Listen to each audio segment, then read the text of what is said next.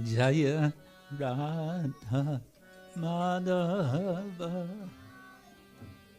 Kunjabi Hari Jaya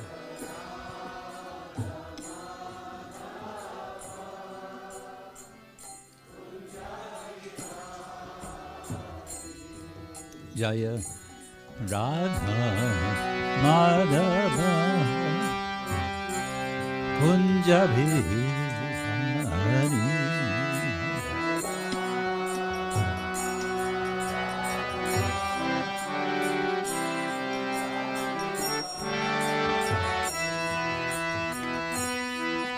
Gopi Janavallabha Girivara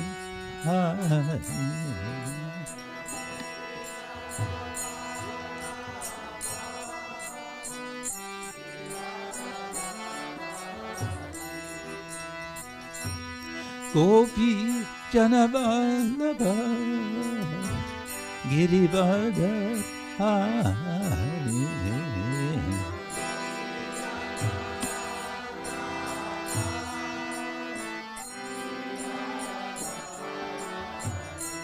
Yashoda Nandana Raja Jananandana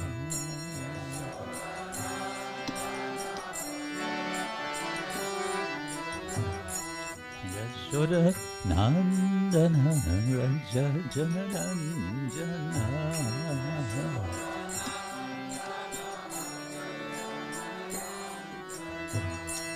Yamuna Tira Vanachari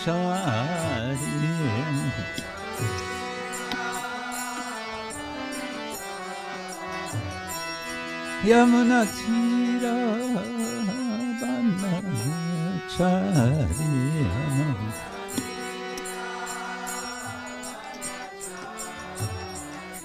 Jaya Radha Madhava Punjabi Hari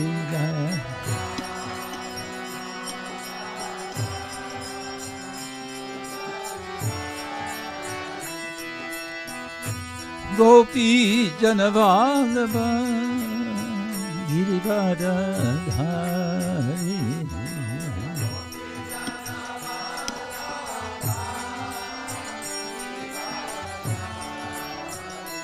Yashoda Nandana Raja Jananandana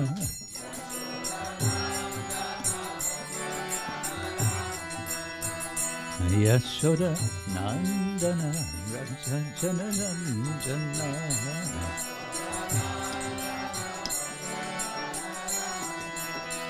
Yashoda Nandana Raja Jananandana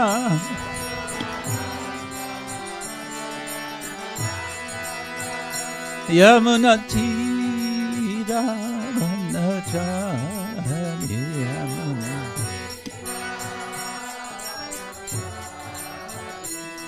Hare Krishna Hare Krishna Krishna Krishna Hare Hare Hare Rama Hare Rama Rama Rama Hare Hare Hare Krishna Krishna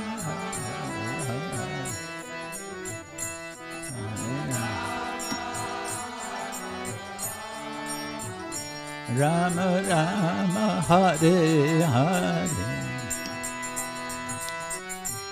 Hare Krishna Hare Krishna Krishna Krishna Hare Hare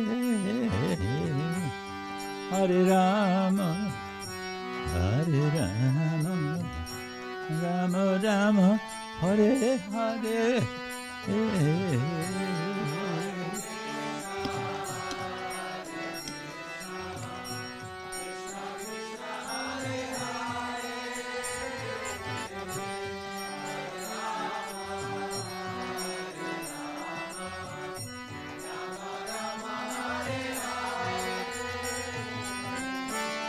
Hare Krishna, Hare Krishna, Krishna Krishna, Hare Hare,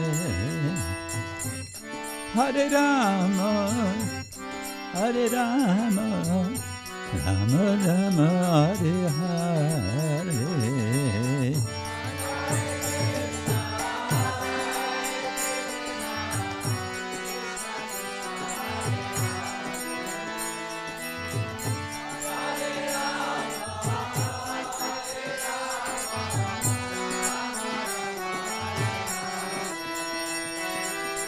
Hare Krishna, Hare Krishna, Krishna Krishna, Hare Hare, Hare Ram, Ram Ram, Hare Hare.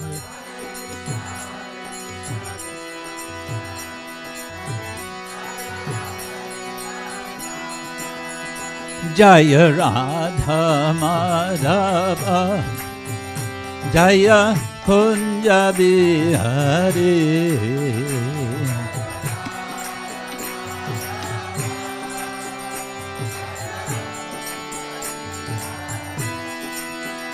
Jaya Radha Madhava, Jaya Kunja Bihari.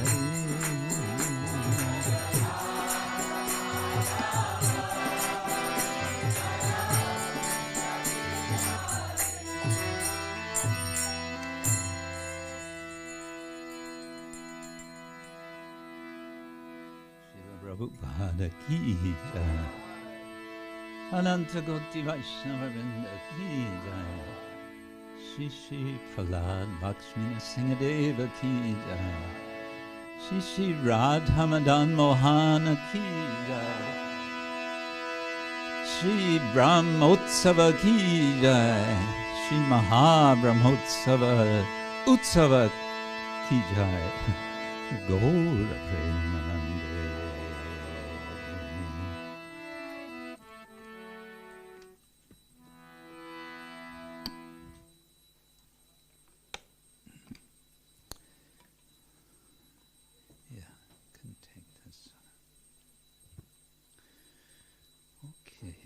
So,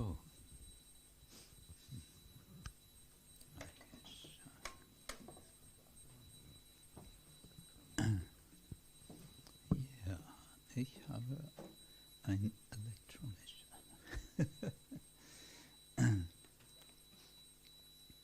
Om Jnana-timirandasya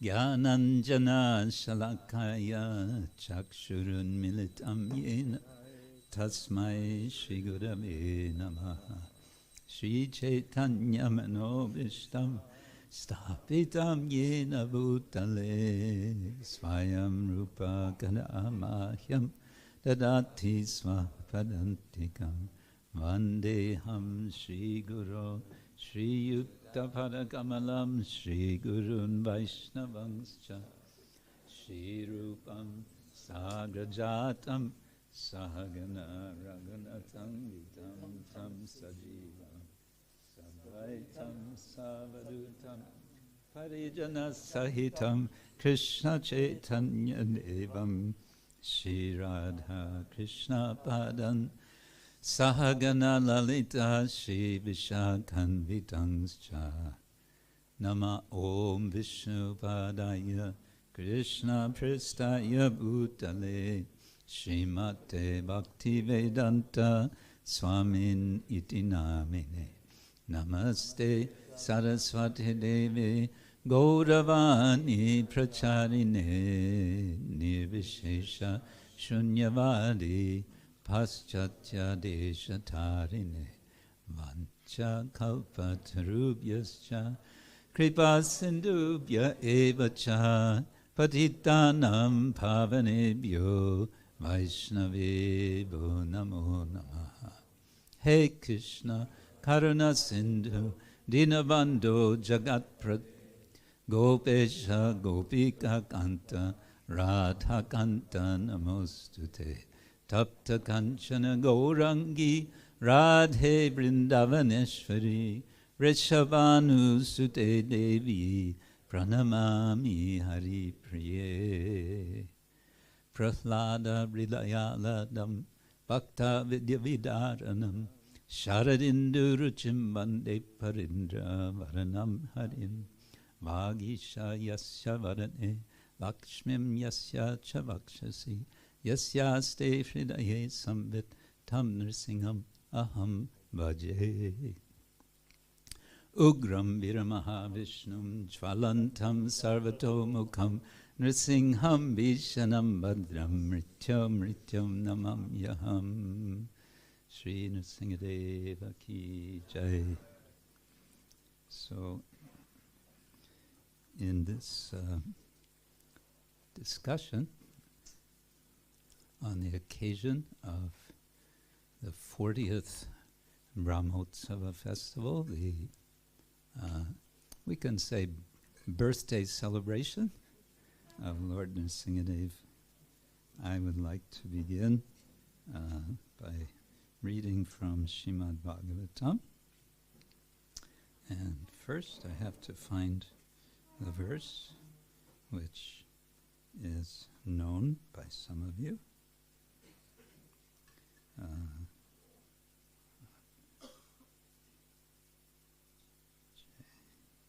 think this is the verse. Yes. Okay.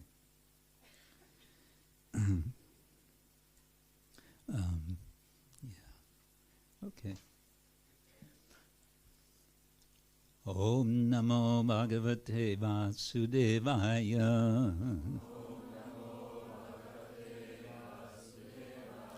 Om Namo Bhagavate Vasudevaya.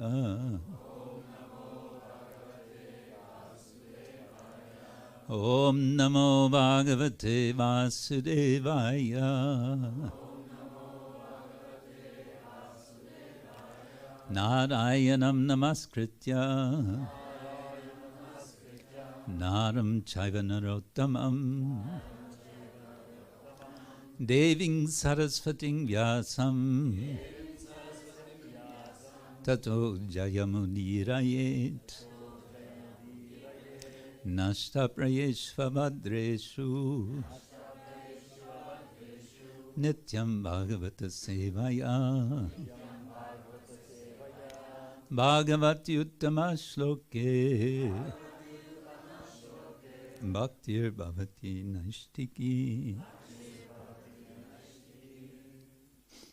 Naishtiki Bhakti. This is something we are all aspiring for.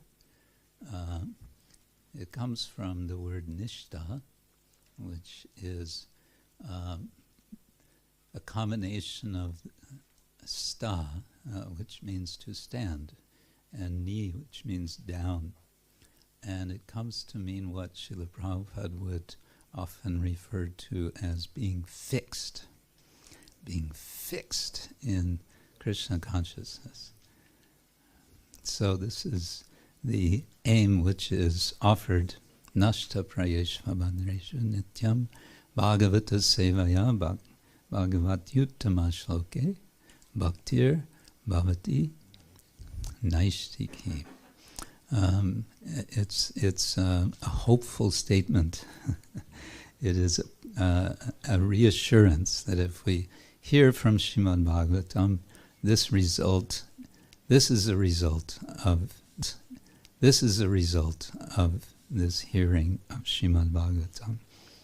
So I thought on this day it would be appropriate to refer to one of the famous prayers of Prahlad Maharaj, because I always like to feel that the hero of the story of Lord Nrsingadev's appearance is Prahlad.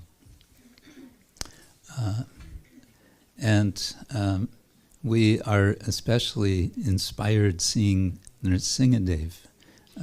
And in particular, though, here in Simhachalam, we're inspired to see Nrsingadev with Prahlad on his lap.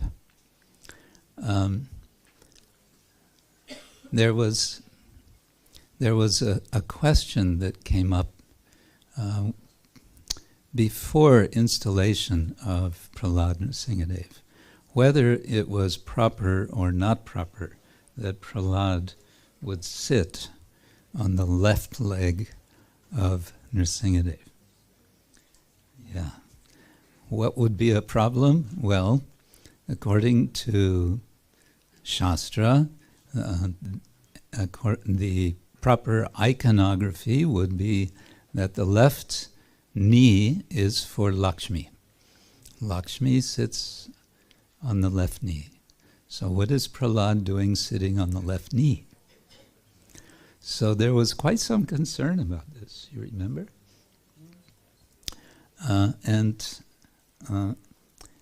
I was somewhat concerned. I thought, well, let's see what we can find out from some authorities in India. So after the deity of Nrsingadev arrived here, and that story I think is told in quite some detail in this book, the memories are there.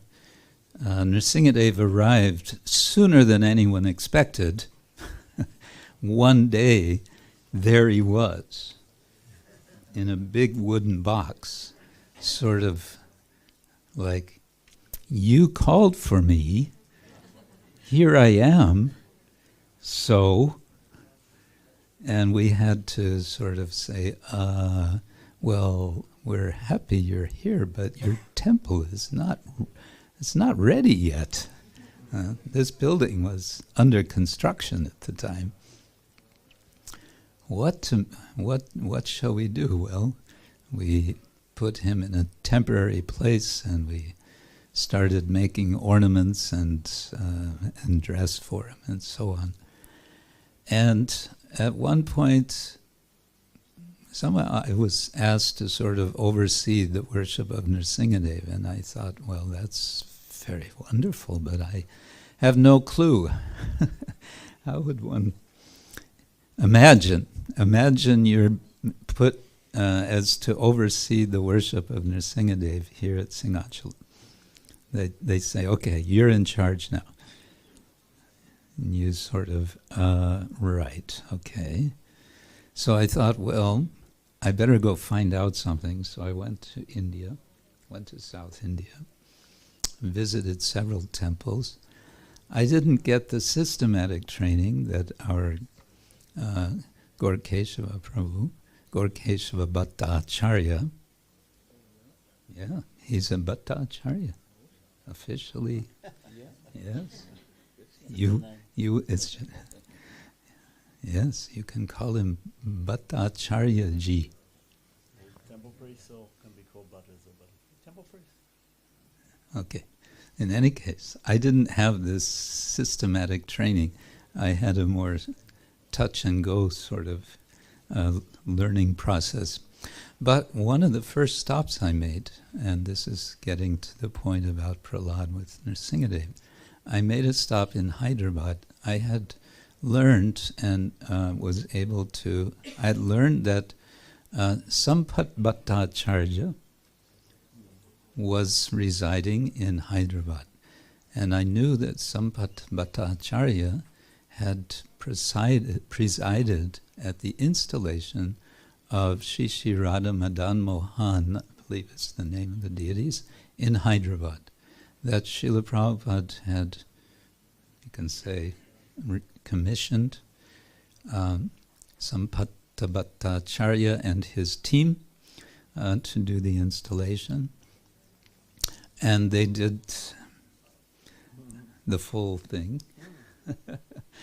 And so I wanted to meet him, and I found out where he lives, and I went and I met him, and he was very, very welcoming, very kind, and he spoke some English.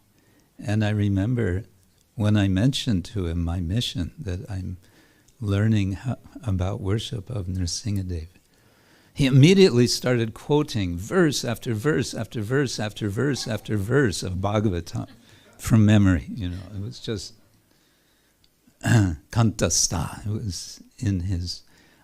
He knew the whole. He knew the story not just as we might know it, but he knew also the Bhagavatam the verses. So he was very happy. And then he showed me the letter that he received from Srila Prabhupada thanking him for performing this installation. He was very proud of this letter. Framed and you put it on this wall? Yeah. It's in the database. It's in the database. I think. Yeah.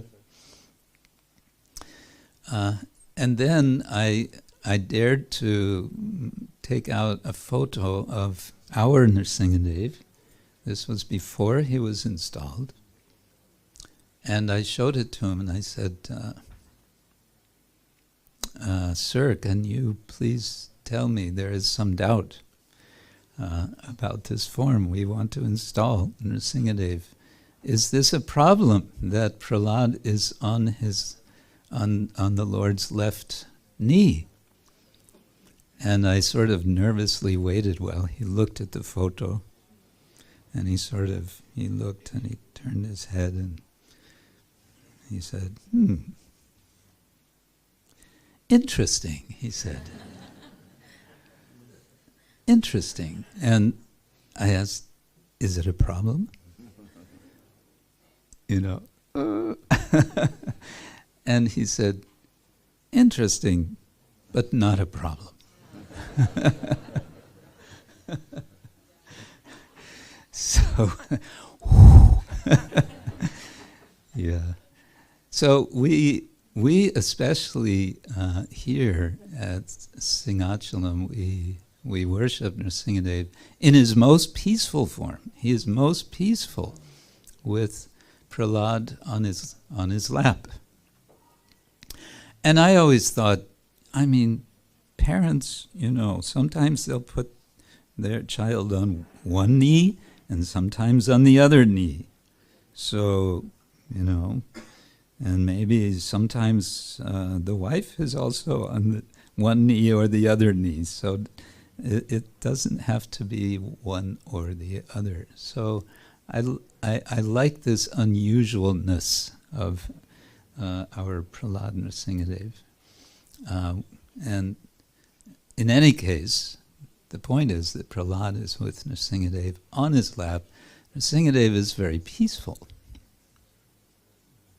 We celebrate, we worship Nrsingadev in his very Shanti form, actually. He's Shanti, but you notice he smiles a little, and in his smile you notice there's some teeth. He just reminds, I have teeth also. Yeah. For the demons.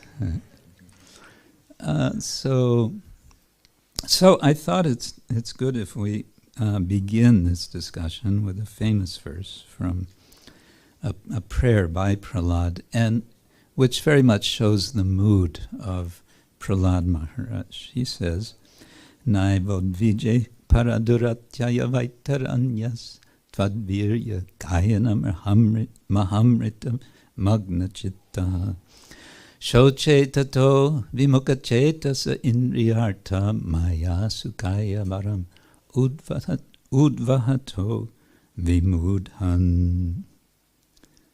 He says, O best of the great personalities,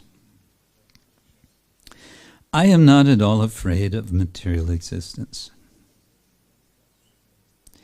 For wherever I stay, I'm fully absorbed in thoughts of your glories and activities. My concern is only for the fools and rascals, Prabhupada's favorite expression about those who do not surrender to Krishna. The fools and rascals who are making elaborate plans for material happiness and maintaining their families, societies, and countries. I am simply concerned with love for them. So, of course, this prayer of Prahlad is a kind of declaration of his mood of compassion. I'm not concerned for myself. I'm fine. I have no problems. Why do I have no problems? because I'm always absorbed in thoughts of your glories, of the Lord's glories. But I do have a concern. I don't have a problem for myself, but I have a problem regarding others. Who are these others? As Prabhupada translates, the fools and rascals who are finding pleasure, sukha, in illusion, maya sukha. And of course, this is also a concern which we learn from our acharyas, from our teachers, that this is what we are aspiring for, a feeling of concern. There's an expression which I've recently come across called compassion fatigue. Have you heard of this? Compassion fatigue. You feel sadness at some misfortune that you hear about. You feel compassion perhaps for people who are suffering for some time. But then you keep hearing again and again and again and again about people suffering. And after a while, you kind of turn it off. I can't... Become numb. You become... Yes. You become numb. Indeed. Numb, you know this word numb, N-U-M-B, means the opposite of sensitive. Exactly. Desensitized. You took the words right out of my mouth. No. Numb or desensitized. We become desensitized. So Prahlad Maharaj, today I would suggest one kind of prayer we may have as we're praying to Nrsingadev. Please protect me, please protect us, please protect. Naturally this feeling is there. But also, oh Prahlad Maharaj, please keep me sensitized. Don't let me become more sensitized to the suffering of others, and let me also do something about it, not just to think, oh, how compassionate I am. So that's my humble suggestion. I don't want to ramble on because we have two wonderful speakers to hear from. One more point I wanted to just share. This is now part of the reminiscing, if you like. Now we go into nostalgia mode, and because, as was announced, and if you haven't noticed, please later, when you have darshan, do have a look at Chota Prahlad Nrsinga, who is on the sort of front left. He continues to be very nicely worshipped in Zagreb by Simhachalam Prabhu. Are you here? He's somewhere. Oh, there you are. Hare Krishna. So I wanted to tell a little bit about this deity because he's actually the reason that Boro Nrsinga, Prahlad Nrsinga, is here.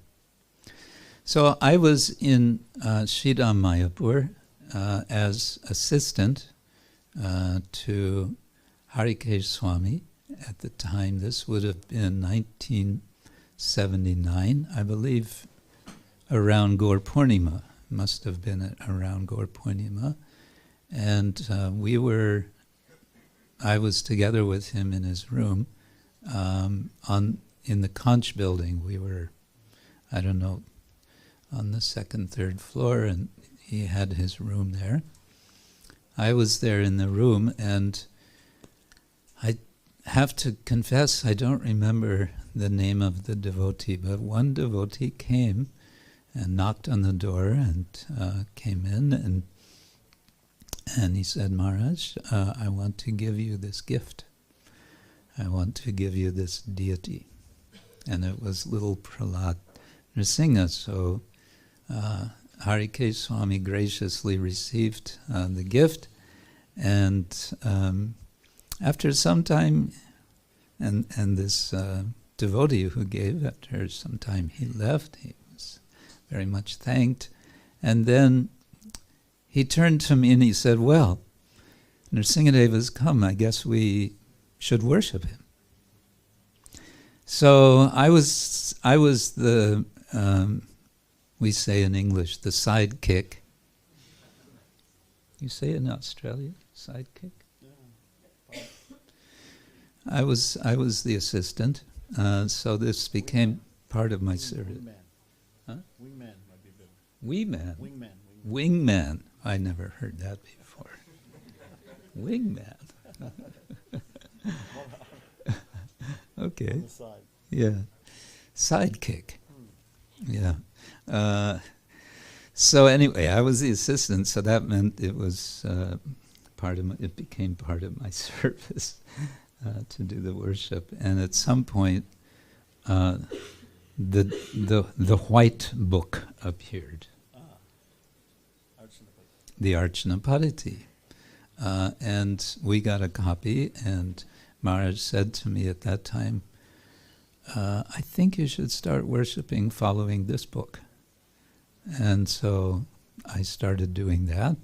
For me, it was like a recipe book. I had it out, and okay, step one, okay, step two, but you had to keep turning the pages back and forth to get the mantras. Yeah.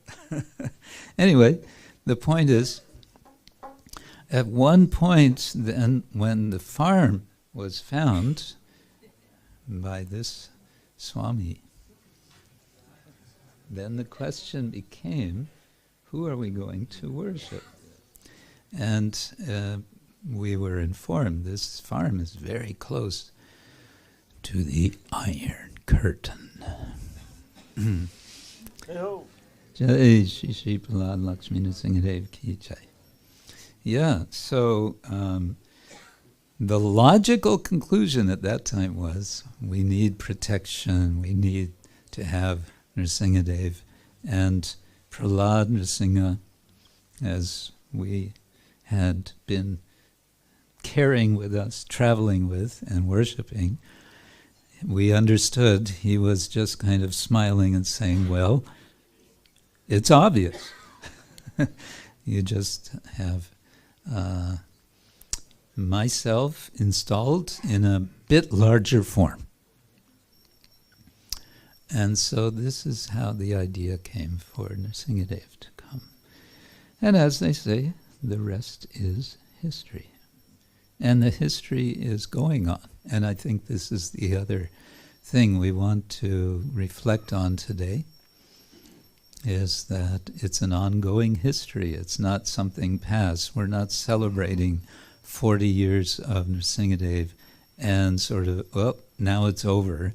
Now we go on to something else. No, it's ongoing. And we're all fortunate that we can be part of this history. We are making history, my dear devotees. Did you know? You didn't know? You are making history. Silence. So how is that history going to go into the future? We look at the past 40 years. How is it now turning from today? How is our own personal history being made? Today is the first day of the rest of your life. That's something to think about.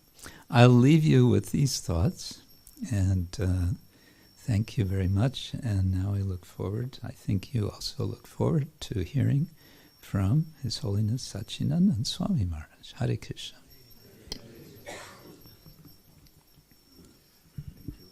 much. Thank you very much, Krishna Kshetra Maharaj.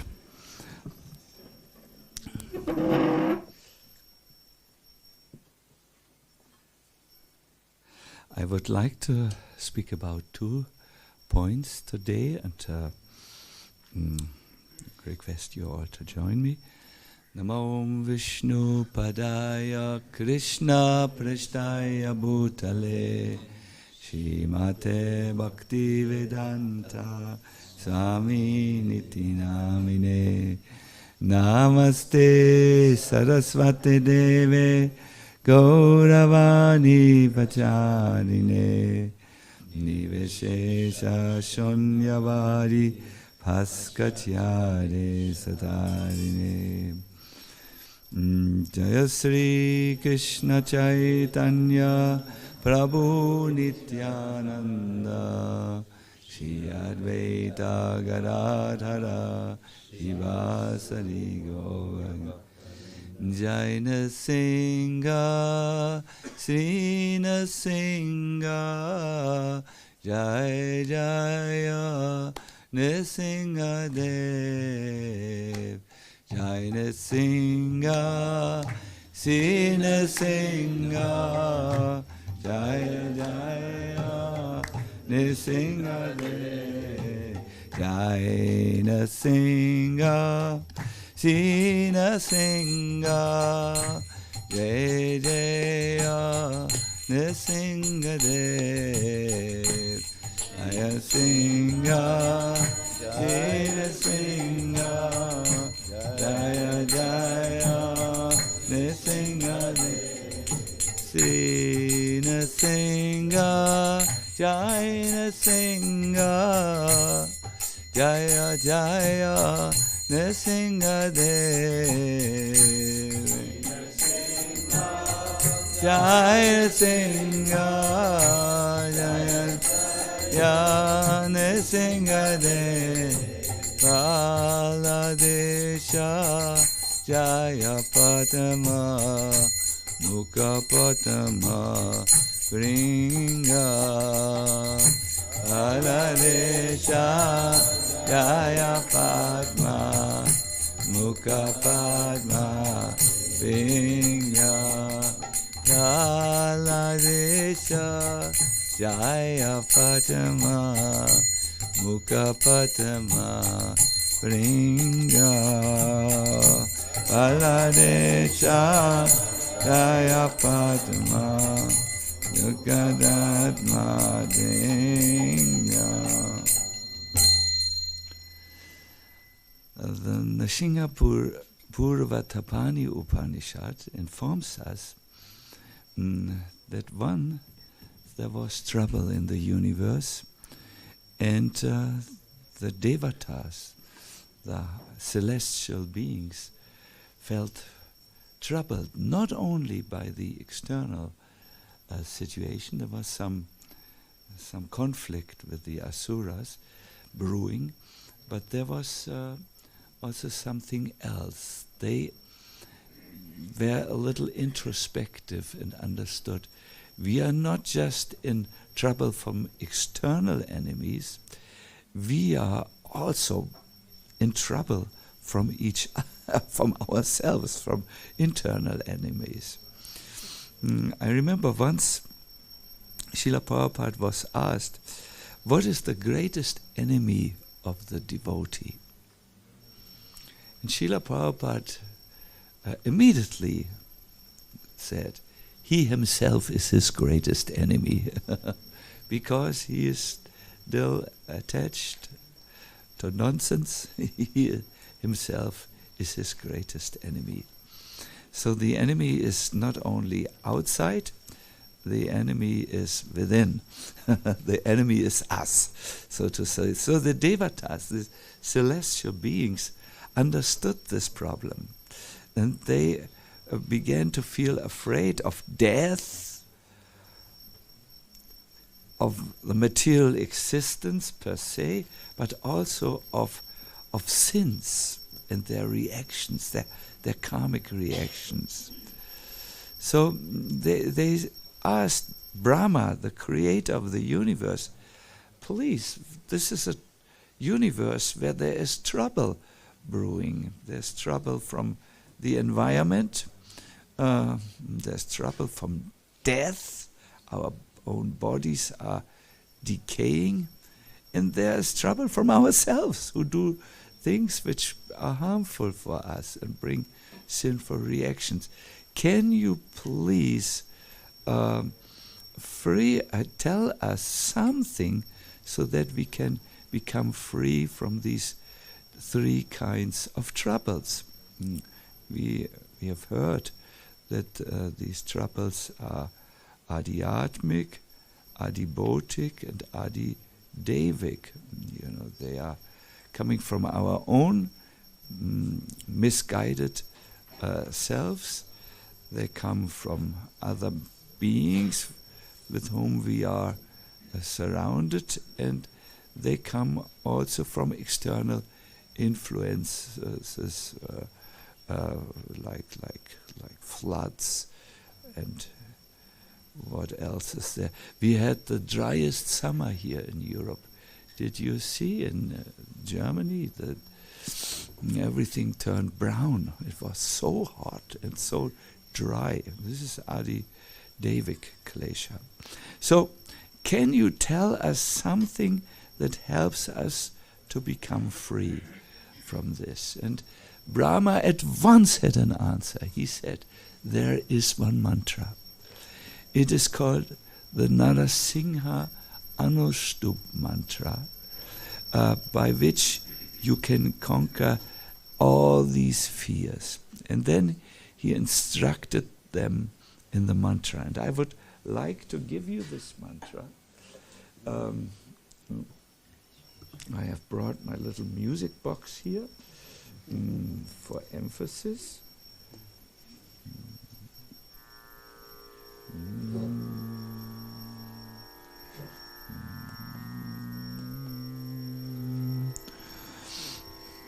The mantra starts with Om. You please repeat. I will go first the Om, and then I will go to all the other four parts. It has 5 parts altogether. The Om is the first, and then 4 other parts. And you please repeat. It will help you to become free from all fears, not just now. It is something to take along, and I will tell you where you can obtain this mantra. Om.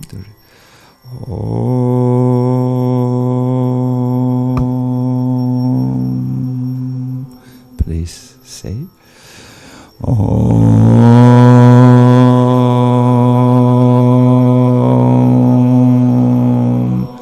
Ugram Virang Mahavishnum. Ugram Viram Mahavishnum Jvalantam Sarvato Mukam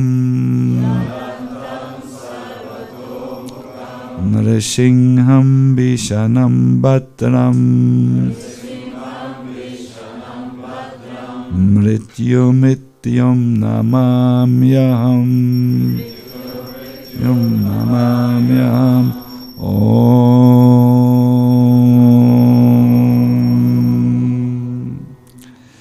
To the fierce, that's the translation, to the fierce, Ugram, to the brave, Viram, Lord Mahavishnu, Mahavishnum, to the all-illuminated one, Jvalantam, to he who is omnipresent, Savato Mukam, to Lord Narasingha, who is terrible to look at, Vishanam, yet so gentle, Badram, to the death of death personified, Mrityu Mrityum, I offer my obeisances. Please repeat after me.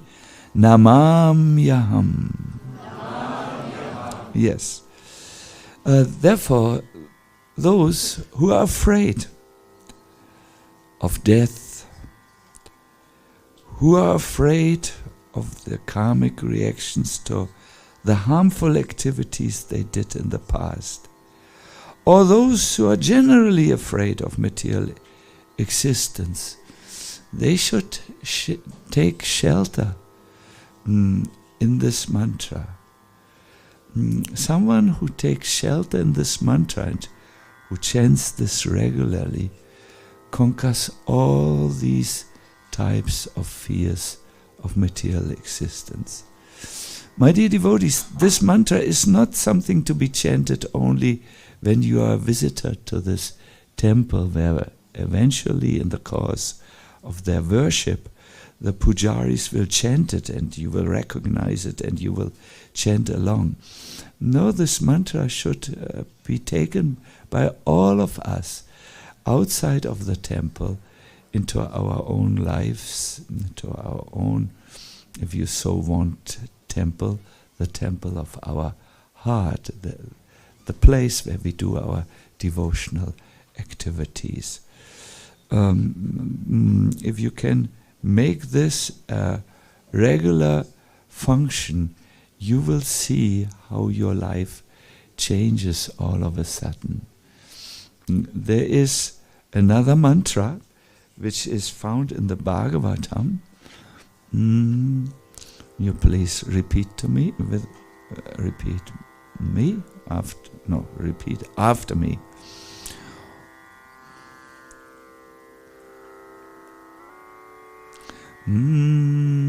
Yes, No, that is not a mantra.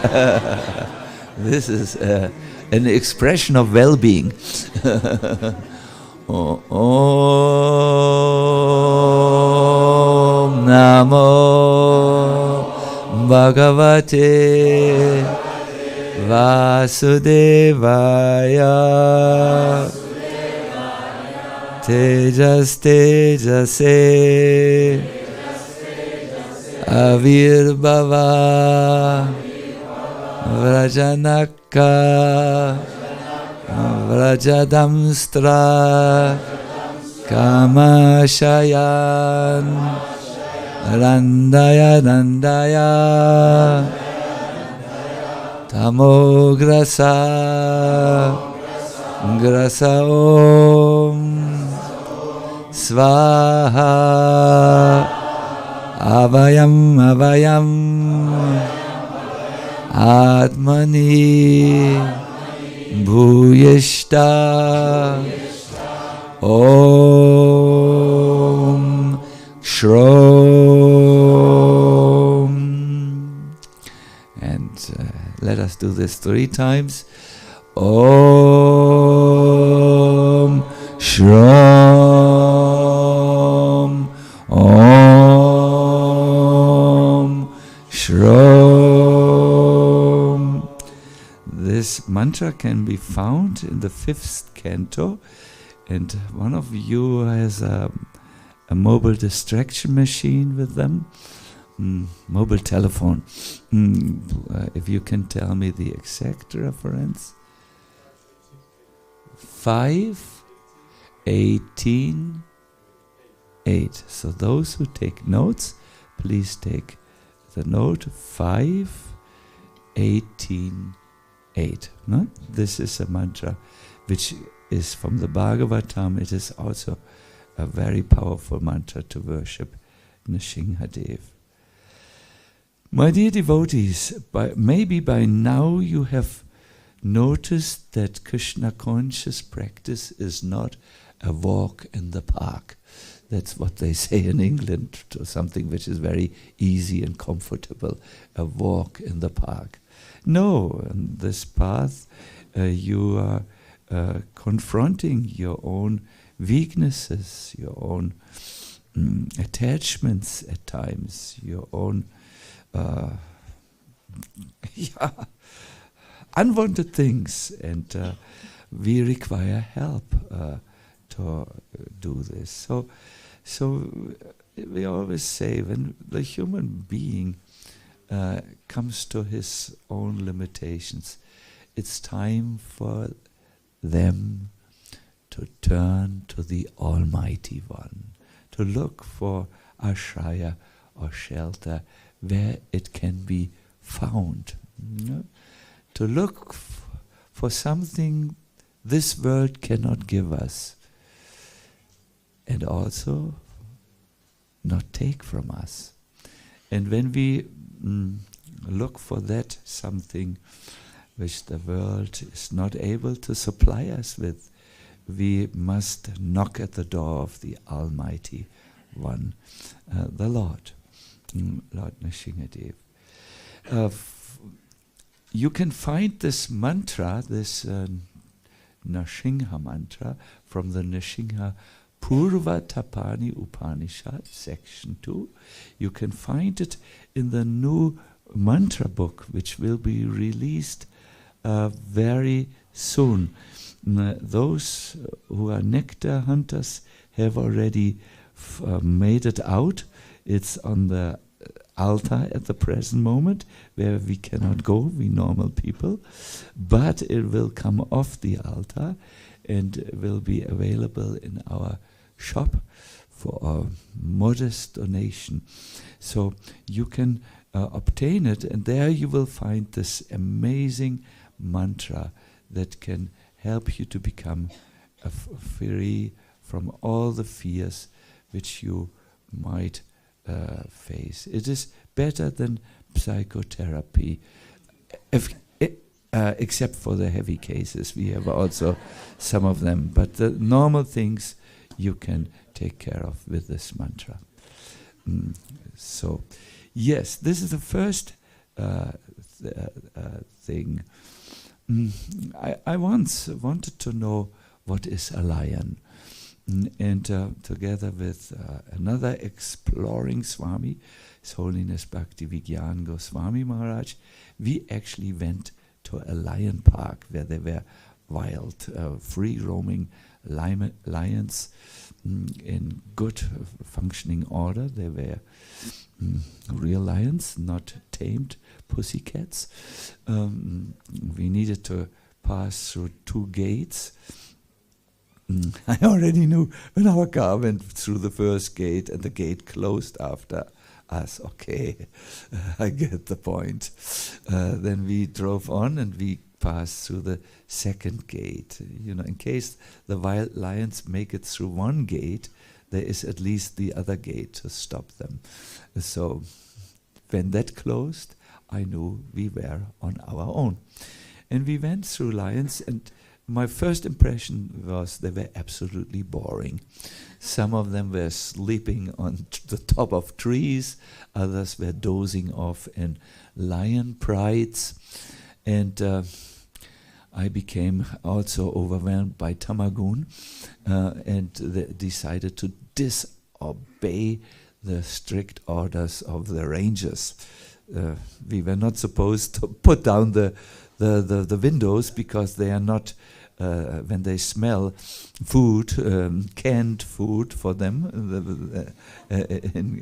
canned in a car, they become something else. They turn from the mode of Tama to the mode of Rajas. But I was so bored, so I said, Maharaji, just for 1 second, let us see. And I rolled down the window and made this sound. I always have my cartels with me, so... Dinner bell. Yes. What? Dinner bell. The dinner bell. What wonderful use of language you have, Gokesava. Dinner bell, yes. In aristocratic houses you will use a dinner bell to... So, yes, it was like that. A male and a female left the pride. The male went on our right side, the female on the left, and they began to rock the car. You know, that's how you open a can. You turn it around. And then go to the window. And what I saw is something I cannot forget. I saw the awakening of volcanic energy in these animals. they were very peaceful, but all of a sudden something came into their eyes which was so fierce, so absolutely commanding, and it puts you immediately into place. We were all going, in our car when we looked in the and the energy which built up in their bodies, how they shook our car. So I think it was, I was already paralyzed. Bhakti Vigyan Maharaj had his good sense, and he just told the driver, just now kick, put your foot down on the gas pedal, while they still have not overturned us. And the car went like, and went off, and here we left our death. So yes, the lion is a lion, and therefore he is called the king of animals. Once devotees went in Bhuvaneshwara on the zoo, and one devotee started to agitate a lion in his cage. He went like, and Prabhupada said to him, "Don't do that. After all, he is a lion." Lion means the king of animals. So the Lord took his head, and the human being is considered to be the top of the hierarchical ladder of the species. So the best combined in Narahari, Lord Nrsimhadev. However, this is my own realization over the years. If you think of Lord Nrsimhadev only as the lion, you are only getting the nails, the fierce aspect. Behind the nails of Lord Nrsimhadev are the very soft palms. And only for the demons, the nails come out, and when he's with the devotee, the nails go back, and his softness is there. The great disciple or student of Ramanujacharya, Kuresha, some of you have heard about him, very dear to Ramanujacharya, wrote a composition where he talked about 6 ways in which the Lord gives mercy. One is Aganita Shreya. He gives unlimited prosperity, as he did in the case of, you have an idea?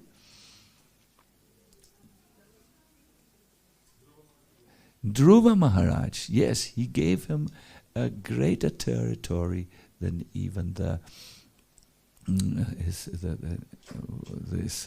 own father, who was one of the Manus, had.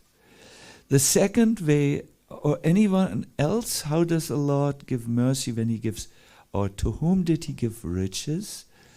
Sudama, you know everything.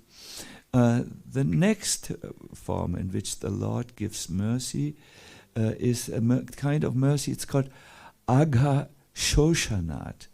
It means he takes away the sins, and more important maybe, the sinful propensities. That's the inclination to do sin. That when the Lord is very merciful, he takes this away. Any example where he did it?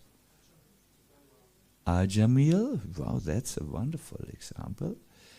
Yes, to whom he gave the mercy, no? What? Jagai and Madai, wonderful. The example which Kuresha gives, he is before Jagai, Mahaprabhu's incarnation, I believe. Yes, for sure. Is Ahalya.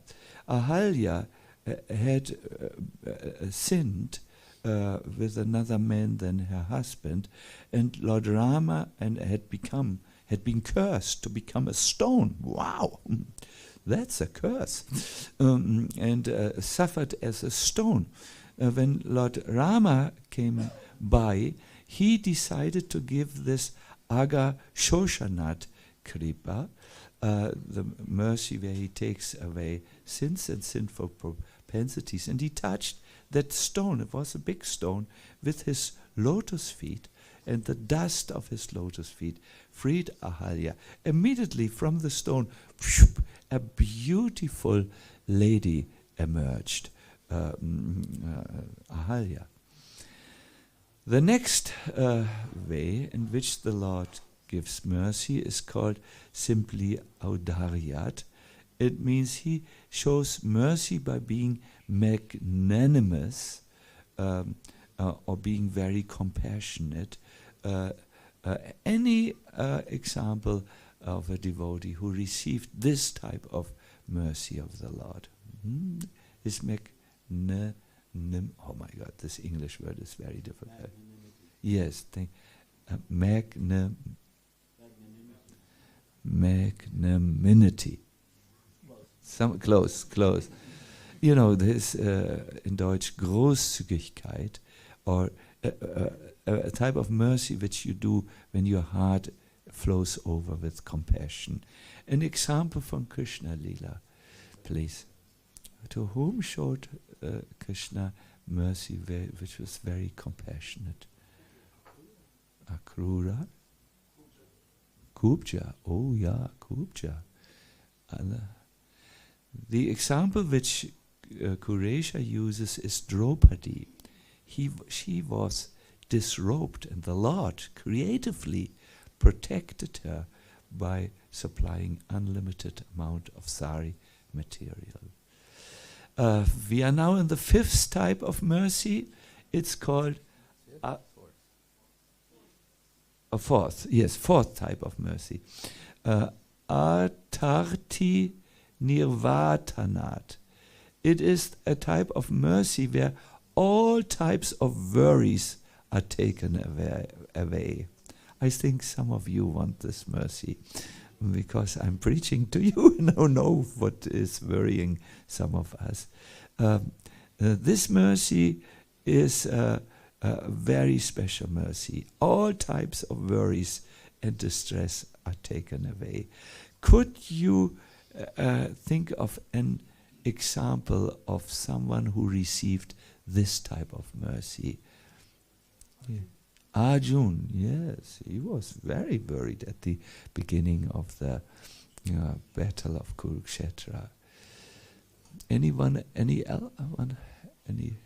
Chitraketu, wonderful. Yes, he was an extremely worried individual, and the Lord sent him.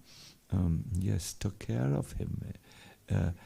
There is another the example Kuresha chooses is Gajendra.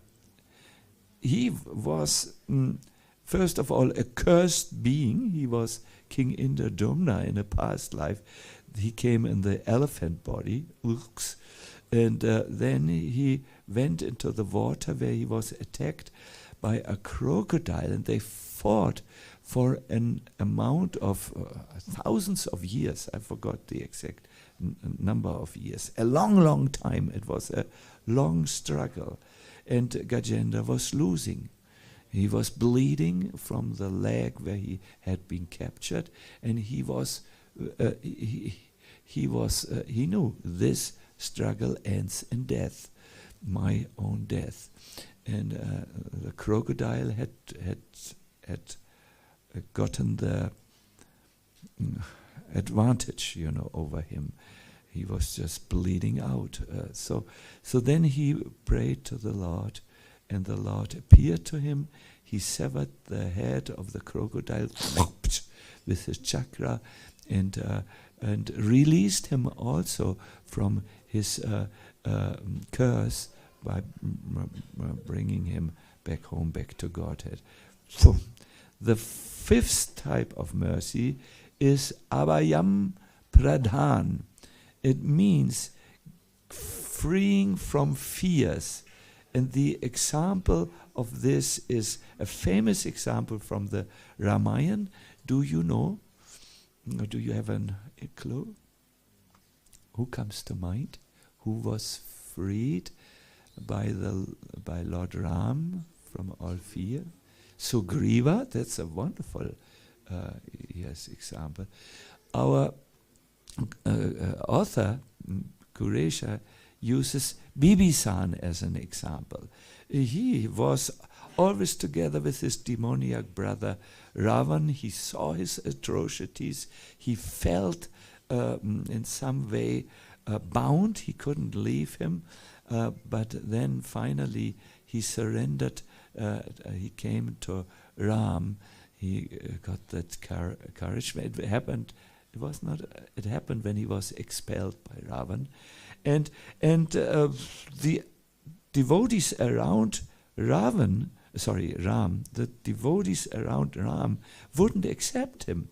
They thought these demons, they are shapeshifters. They come and they look very pleasant, and then they show their true colors. And he wants to just become close to Ram, and then he will dig his teeth into and so on and so forth. So let him not come close. But Ram said, "Sakrit eva prapanoyam." Anyone who surrenders to me, even only once, "I'm yours, my Lord," I accept him.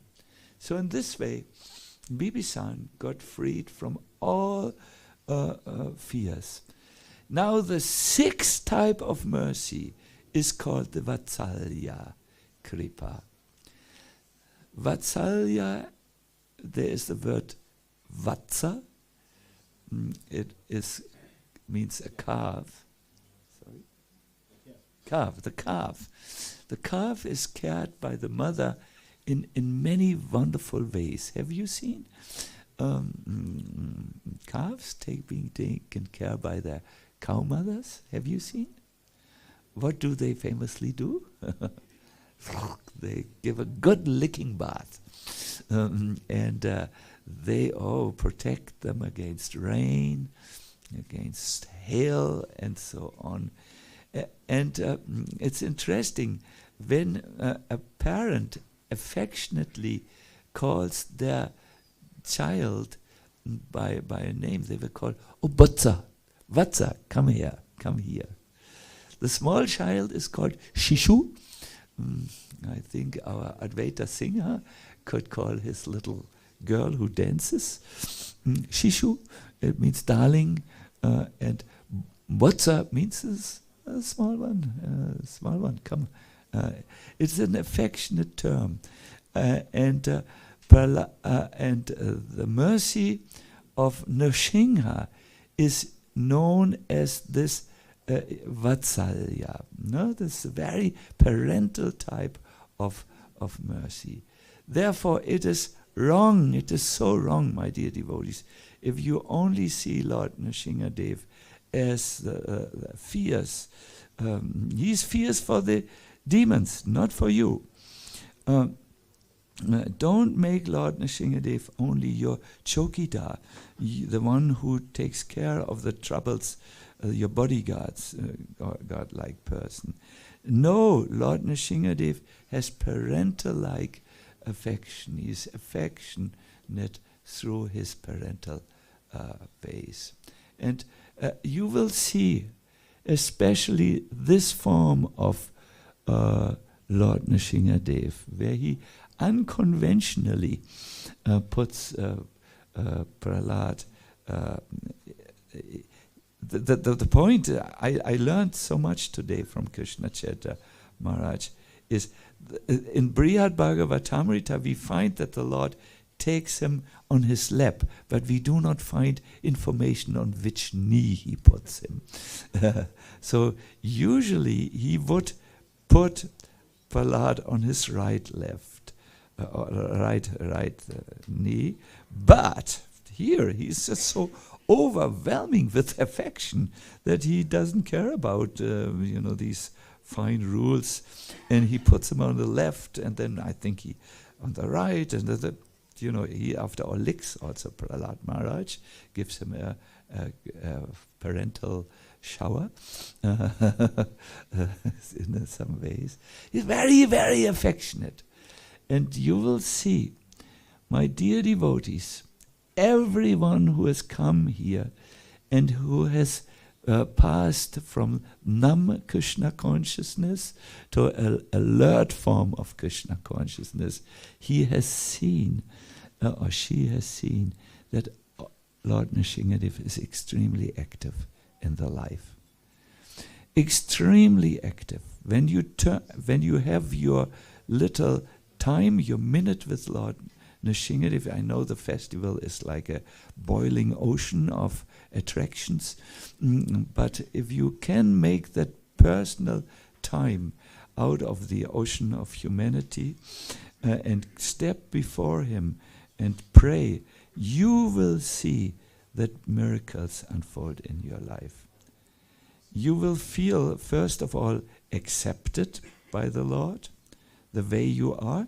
Just hold his glance for some time, and there will be a feeling of I'm accepted, sabtik, everything is all right, and you will see when you pray to him amazing things happening in your life, unfolding.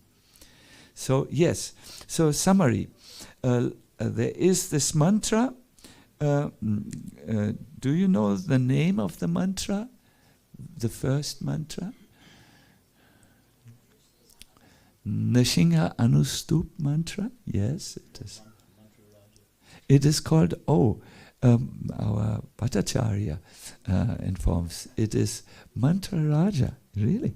It's the king of all mantras. You can obtain this mantra from the gift shop. There it is.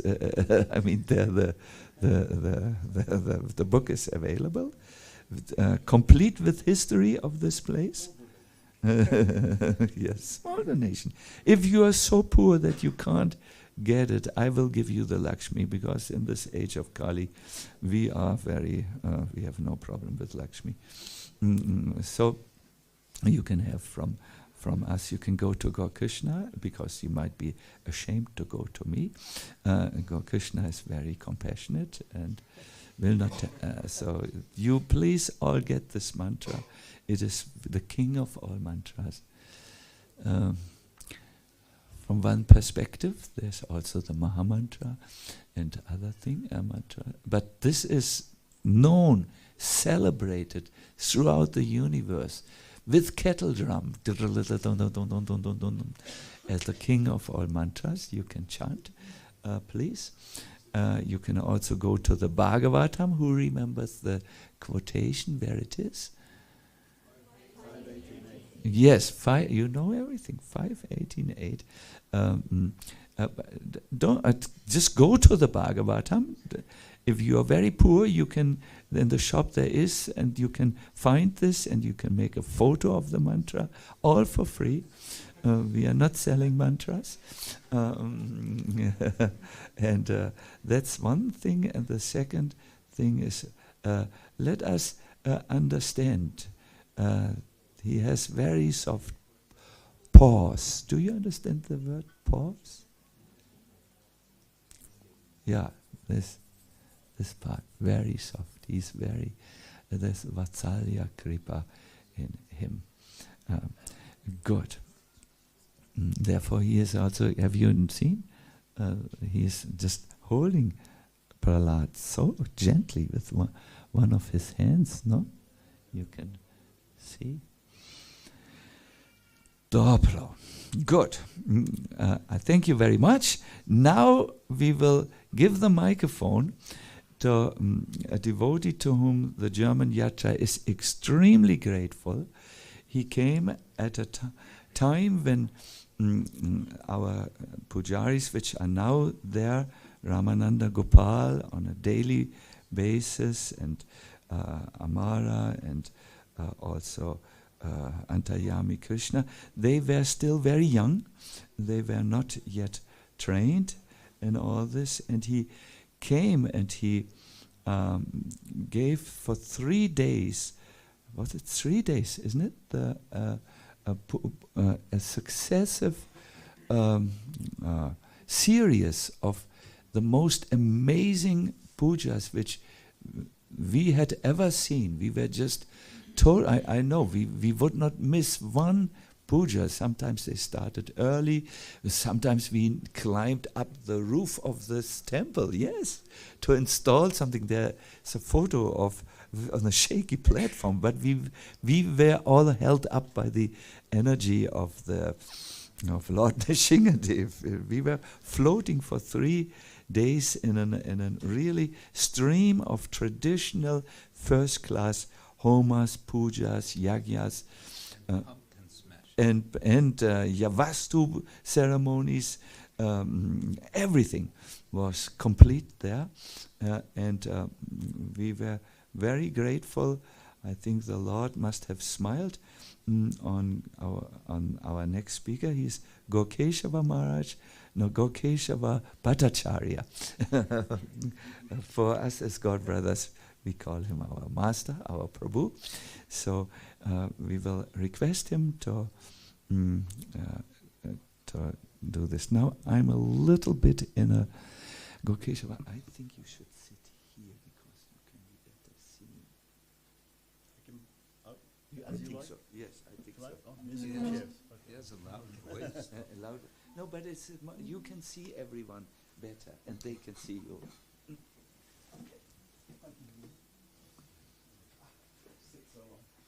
I prefer to stand. Then you should sit here. No. Please. I'm taller. We call this musical chairs. So everybody should chant Hare Krishna, and when it's finished, we all sit down and we stay in one place, right? Oh, this is nice. Yeah. Don't get used to this. And you can see everyone. I can see everyone. I think this is actually softer. No, but this is good. The legs down. yeah. It's more traditional, yeah.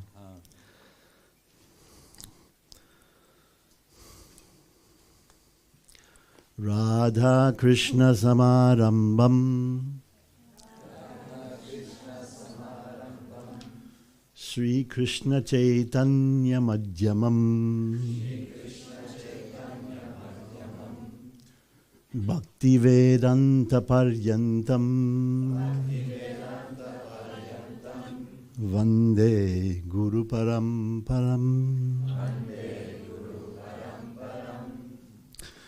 I offer my obeisances unto that Guru Parampara that starts with Sri Sri Radhakrishna.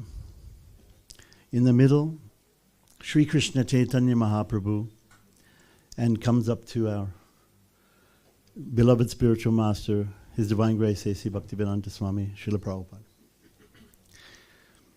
So I learned a lot of things. I learned a lot of things from the last 2 speakers. And I feel strange sitting a little higher than Maharaj, but I wanted to just maybe fill in a few technicalities about these things. And I thought that the installation ceremony started with when I came and did it. But actually I can see that it started much earlier. Everything started much earlier.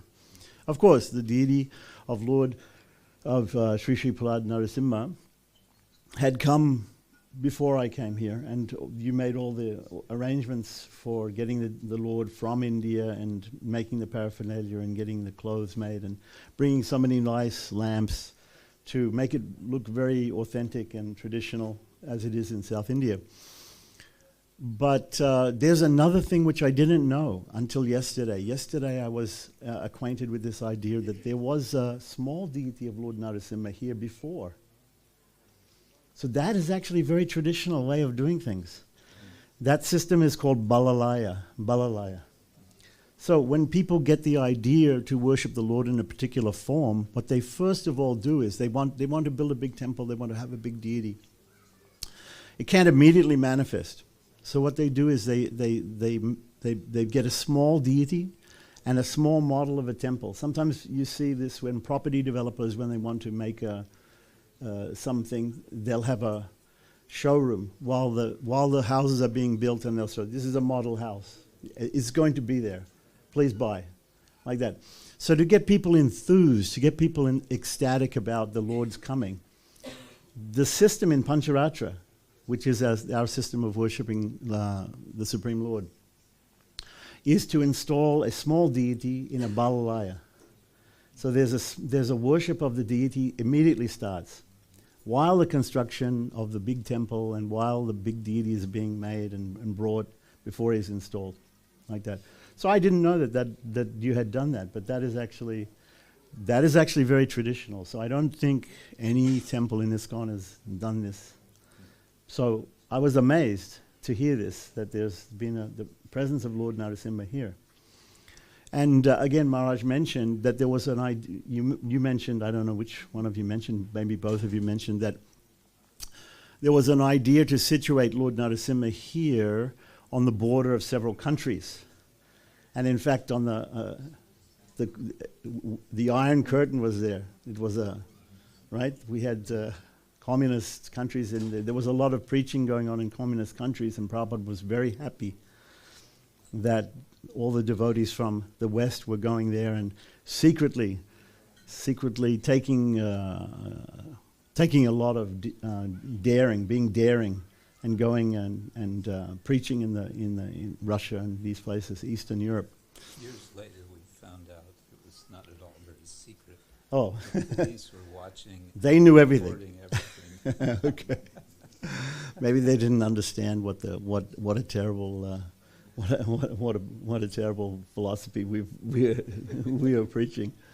Anyway, so in Shastra, there's we were talking about iconography, and we were talking about different ideas. In Gaudiya Vaishnavism, there's a book called Hari Bhakti Vilas. Chaitanya Mahaprabhu asked Sanatana Goswami, and later Gopal Bhatta Goswami also helped to put together a book about Vaishnava activities. And that book covers the whole gamut, encompasses every Vaishnava activity, every activity that a Vaishnava will do. So starting with searching for a guru, it's the first activity, right? And taking initiation, which happens very early on in spiritual life, and then worship of the Supreme Lord, chanting of the holy name, all of these different things, dealing with different mantras and different, then activities on a daily basis, like getting up and taking bath and doing, then going to the temple and observing festivals in the temple, daily festivals, then weekly festivals, Ekadasi, bi-weekly festivals, monthly festivals throughout the year, Chaturmasya, different types of things. Finally coming to experiencing making of deities, iconography, building of temples and installing of deities and worship, even reinstalling deities, as we did on the 31st with Mahalakshmi. So all of these things are covered in Hari Bhakti Vilas, as they are in brief, and then in the Pancharatra they're more elaborated. So some of the things about the iconography is I wanted to mention that when we look at different deities, Maharaj was talking about the palms of Lord Narasimha's hands as being paws, very soft paws. If you have a cat, or if you have some other feline type animal, you'll know they're very soft, very soft. People like cats because they're very soft. Like the Narasimhas also can be very soft like a cat. He has this feline energy about him. But he also has nails. You said nails, like that. But when we talk about deities, and we talk about all the deities, we talk about the nails, naka, like that. But when we speak about Lord Narasimha, we have a special word for nails. We say claws. Claws. Nails sounds nice. Claws sounds terrible, horrific. And Maharaj was also talking about the teeth. Sometimes Lord Narasimha has a nice smile, and he shows his teeth a little bit like that. If you look in I think Bhakti Rasamrita Sindhu, it also mentions there's different types of smiling. Sometimes the gopis smile, sometimes different people smile. And there's a type of smiling where you show the teeth, and there's a type of smiling where you don't show the teeth. Here we see this is a type of smiling where he shows the teeth. So all the deities we do mention if there's teeth showing or not showing or this, that, and the other. But with forms of Lord Narasimha, we refer to the teeth as fangs. So not nails, but claws. Not teeth, but fangs. Because he has this dual aspect about him. He has this aspect of compassion and tenderness and the feline qualities, but also Maharaj explained the felines can immediately change their attitude towards you if you're not careful. So we all have to be very careful, right? You have to be careful. Anybody who has a cat, they know you have to be careful. Treat the cat nicely, but if the cat will hiss, the cat will scratch you if you're not careful. So we have to be careful like that. So this idea that Prahlad sitting on the knee, right? This is the place of Lakshmi. Lakshmi usually sits here on the knee, on the left knee. Actually, when she stands on the right side of the Lord. When she sits on the left knee. Sort of interesting. But Lakshmi can be worshipped in several ways in Pancharatra. She can have a completely separate deity room. You know, sometimes ladies, they want to have a separate room also. They have their own dressing room, their own. So Mahalakshmi is no exception, and she can have completely separate deity form, like in Sri Rangam. Lord Ranganatha has one deity room, and she has separate. This is called Veera Lakshmi. This is called Veera Lakshmi, when there's a separate form of the goddess. When the goddess is in the same room, in the same garbha, we say garbha griha. It is like a womb. It is like the heart. The deity room is the heart of the temple. If we imagine, when we do the Vastu Puja, we imagine the temple is a body. The temple is a body, and there's some bad guy there, and we want to get him out because we want to invite into the heart of the body, we want to invite the soul of the temple, which is the deity. So everything has some meaning, some inner meaning. So there's external meanings, there's internal meanings also. So in this idea of Vastu, we want to remove the Vastu, right? And pacify him, take him out. Like this was one of the first parts of the ceremony. Actually, before that, we went to collect the holy earth and grow the sprouts to see if we had a good festival, right? Yes, remember we went up on the hill? Yes, and worship Bhuvaraha, Lord Varaha with Bhumi Devi.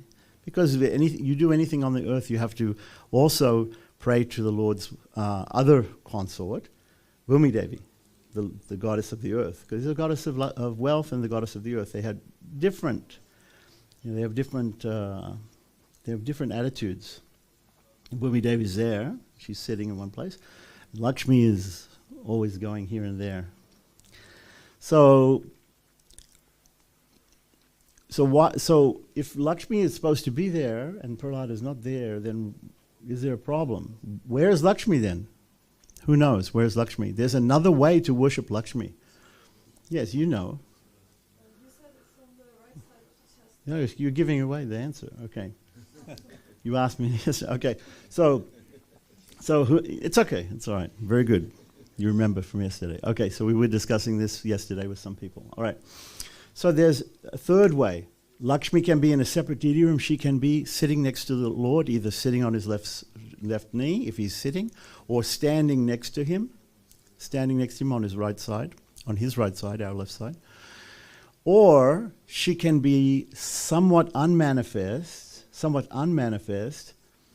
as the Srivatsa. Srivatsa on the right side of the chest, we say Dakshinastonorde on the right side of the chest, Srivatsaya Namaha. The Srivatsa is there. Srivatsa is a mole or a curl of golden hair there, which represents the goddess of fortune, Mahalakshmi.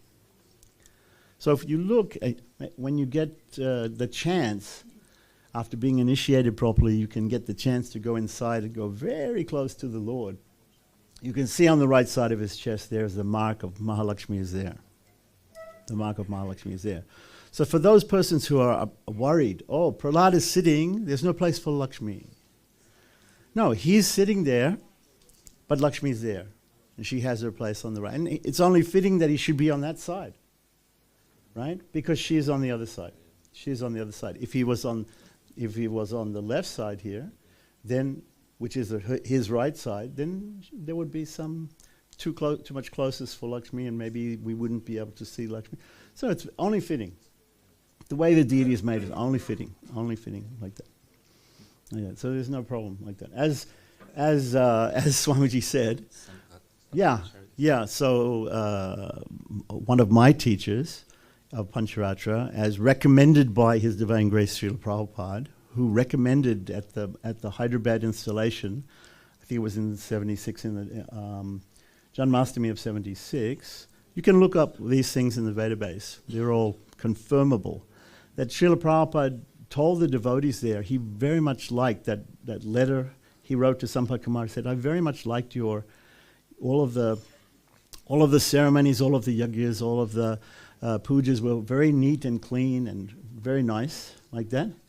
And then Prabhupada added, but the real sacrifice for this age is the chanting of the Hare Krishna Maha-Mantra, Hare Krishna, Krishna Krishna, Hare Hare, Hare Rama, Rama Rama, Hare Hare. Always Prabhupada always never misses a chance to put that in there, which is only fitting. And you can see the pictures of the devotees with the members of Sampad Kumar Bhattacharya's group, right, which I traveled with extensively when I was learning. They had to teach me from the bhakta level. I didn't even know how to go to the bathroom properly. Without a turban, you're going to go without a turban to the bathroom. No, you cannot do that.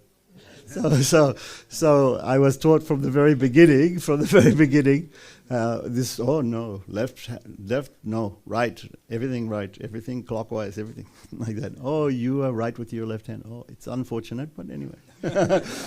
So many things like that. So from the very Bhakta class, so Srila Prabhupada had told then Yasodanandan Swami and Prajumna, there were some people who were leaders in our movement who were told at that time, yes, our this is very nice. This is much better than the installation of the Krishna Balaram temple. If you read in Chaitanya Charitamrita, Prabhupada says, yes, I didn't really like the way that the Krishna Balaram temple was opened because they got local Vrindavan Pandits who were not so devotional. And Prabhupada said, but anyway, the deity was installed by the kirtan, and the Lord came because of the Hare Krishna Maha-Mantra.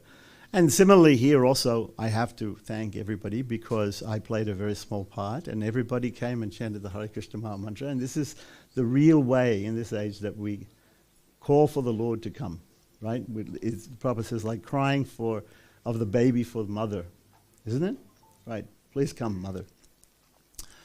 So, Sampad Kumar Bhattacharya, the late M.R. Sampad Kumar Bhattacharya was an Astana Vidvan, which is a term. He was a very, very learned Pandit in Pancharatra, also vice president of All India Pujari or Archakas Union or Association in Karnataka.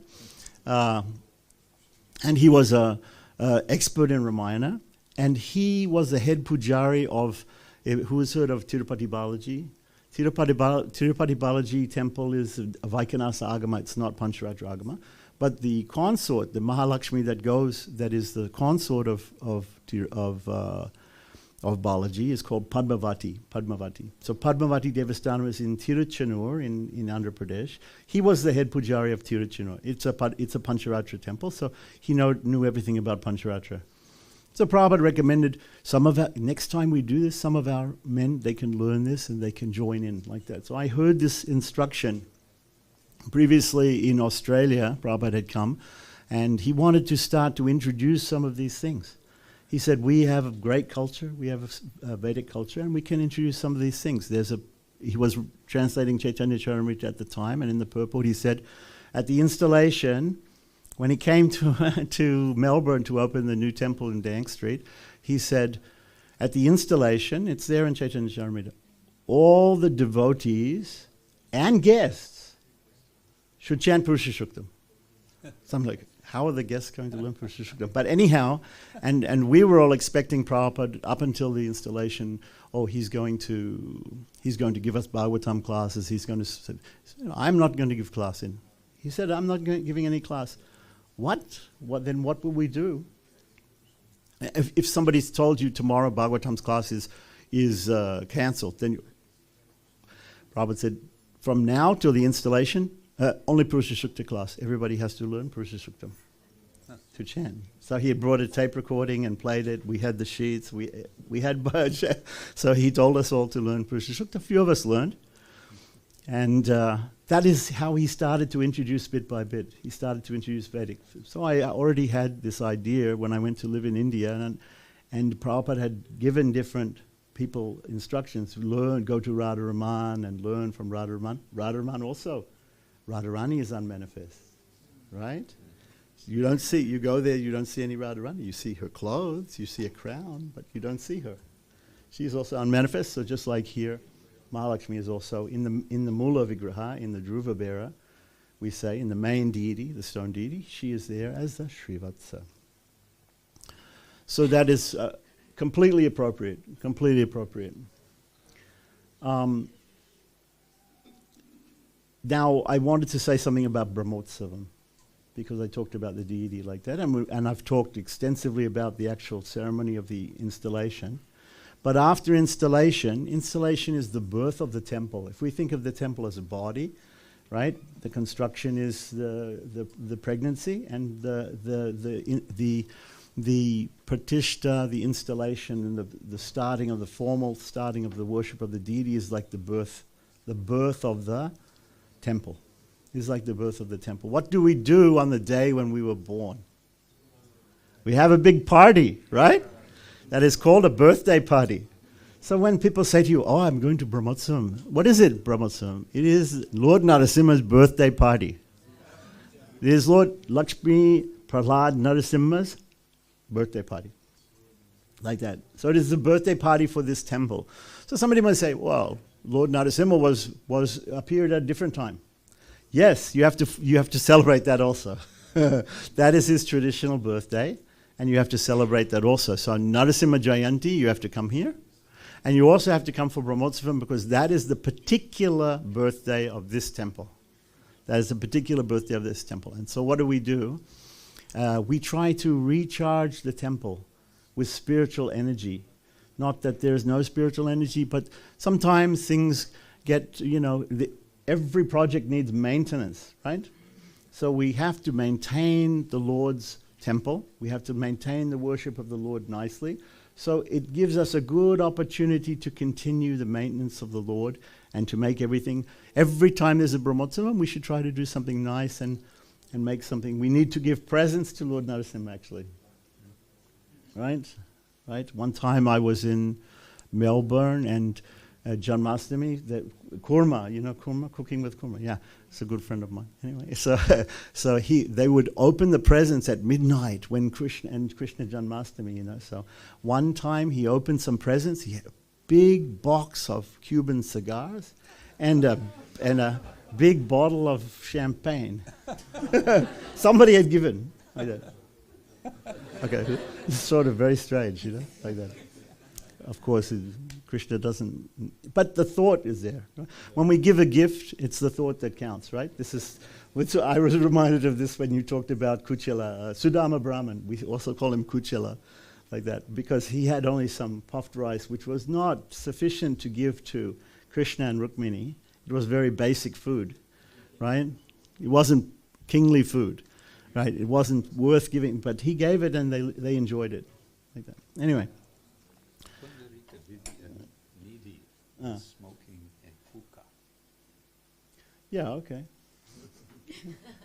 Okay, so just like, and don't think also, if anybody comes and criticizes and says, oh, Prahlad is sitting on the knee or something like that, every temple you go to in India, the first thing that you do when you go in there, somebody will say to you, what is the special thing about this temple?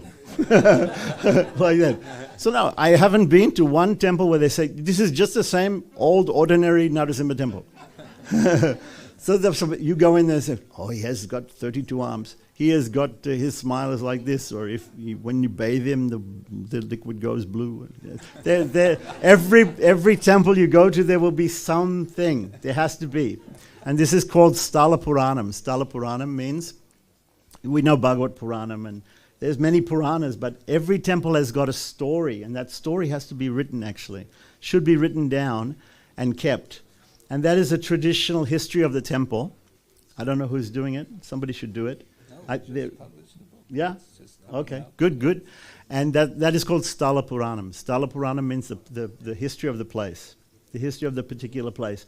So just like if you go to Melkote, which is, there are so many Divyadeshams, so many holy places in South India and North India, particularly in Sri Sampradaya, 108 places are very important, out of which 4 are very important. Sri Rangamangala-nidim Karuna-nivasam, Sri Venkatadri-shikaralaya Kala-megam, Sri Hasti-shaila-shikarojvala-parijatam, Sri Namami Shirsha Yadu-shaila-deepam. So this Yadu-shaila, so that's Sri Rangam, Tirupati, Kanchipuram, and Melkote. Melkote is in Karnataka between Bangalore and Mysore, the old capital of Mysore. So that is a hilltop, and there are 2 deities there. There is a deity of Tirunarayana, and it is known as Dakshina Bhadri. So it is like Bhadrakashram in South India. There are some equivalents in South India. Madurai is Mathura, and like this.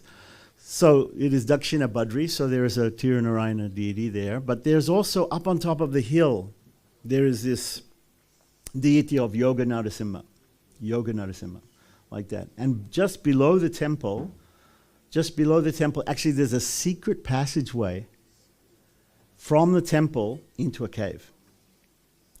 And they say that cave, Prahlad Maharaj came in the cave. After Lord Narasimha finished killing Hiranyakashipu, he went there, and Prahlad went there and stayed in the cave. There's a lot of other caves also, many people were in different caves. But Prahlad was in that particular cave, and the Lord taught yoga to him in the cave.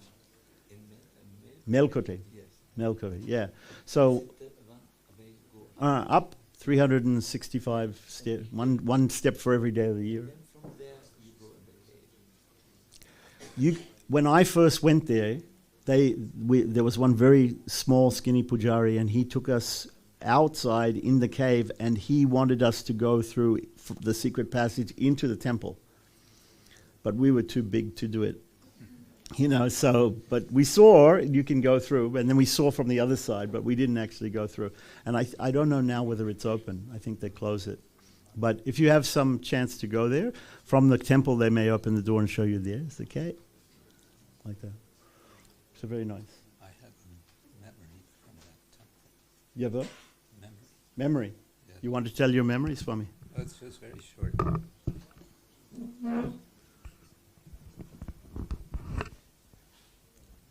I visited there. It was, I guess, part of when I was going around the south to find out what I could. We went to Melkote, and we went up to the temple. And my main memory of this temple is, as I remember, the entry door was all stone, and the entry door was a bit low. And what I remember is getting a bonk on my head as I went in. So Nrsingadev was very merciful in that way. All right, good. So also we mentioned that a deity sometimes there are different types of deities. There are yoga deities. So this in Melkote, this deity is in yoga asana with a band around his legs. When the yogis, if you sit like this, that we're sitting like this, you'll feel difficulty sitting if you sit for many hours. But if you want to meditate for a long time, you get a band and you put it around your legs, and then you can meditate more easily. It's a thing. So Narasimha has like that. So there he's a yoga deity, Yoga Narasimha. When you have a deity, yoga deities are usually off in the forest, and they look a little emaciated, and they're practicing tapasya, and they're on the top of hills, very difficult to get there, many steps. You have to, in Ahobilam, you have to walk through a waterfall to get to Jwala. There's so many different difficulties to getting to some deities. These are called yoga deities. Then you have deities that are in the middle of big communities, like cities. And naturally, the people all want to take prasad from the deities, so they offer a lot of prasadam to those deities in the cities. Those are called boga deities. So we have yoga deities, and we have boga deities. Then we have Dikpal deities. Dikpati means the controller of the directions. Dikpal means the protector of the directions. You protect that, just like in war, they'll say, you protect that direction, you protect that direction. They'll post people to guard, right? So the idea of Sri Sri Prahlad Narasimha was to protect from the Warsaw Pact, right? From the Iron Curtain, right? And then what happens is that these Dikpal deities, they have to be on the border with the enemy. So when that country is no longer an enemy, then what happens? Then more deities have to be established on the new border, right? It's what we call NATO expansion, like that. So I wouldn't be surprised. I would not be surprised at all if more deities of Lord Narasimha start appearing, going further and further. I don't know, I hope nobody's listening to this. Maybe they'll figure it's a threat. Further and further towards the east. Yeah. So Prabhupada also was for expansion, right? So NATO expansion. So Narasimha also is an expansion of the Lord, and he is also for expansion. So now we see that the Balalaya, the small Narasimha has gone to Zagreb, yeah? What will happen next in Zagreb? We don't know, right?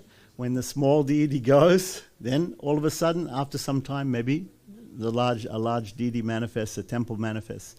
So we have to see. That is not up to us. That is up to the will of the Lord.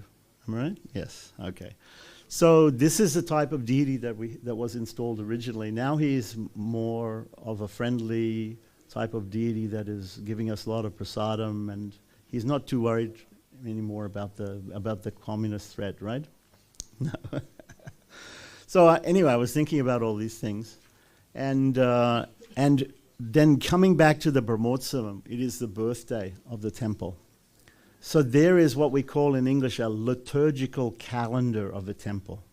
It means that there are throughout the year of the temple, there are different festivals that go on. And in the ancient times, many people, they didn't even know how to read and write.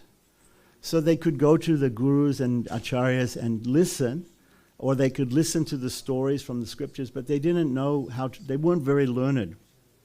So the festivals of the temple were there to preach to the congregation.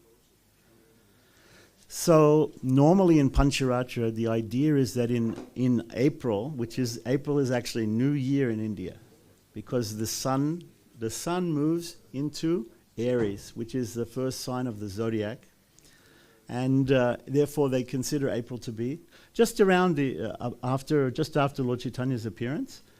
Then even in Gaudiya Vaishnavism, the day after Lord Chaitanya's appearance, Gaur Purnima, that is the first day of the Gaudiya Vaishnava year. So similarly, the first day of the Pancharatric year is in April, in Chaitra Mas it's called. And that is considered to be the beginning of the liturgical calendar. And then the liturgical calendar continues, and it goes all the way to December, January, and this time. So there are different festivals.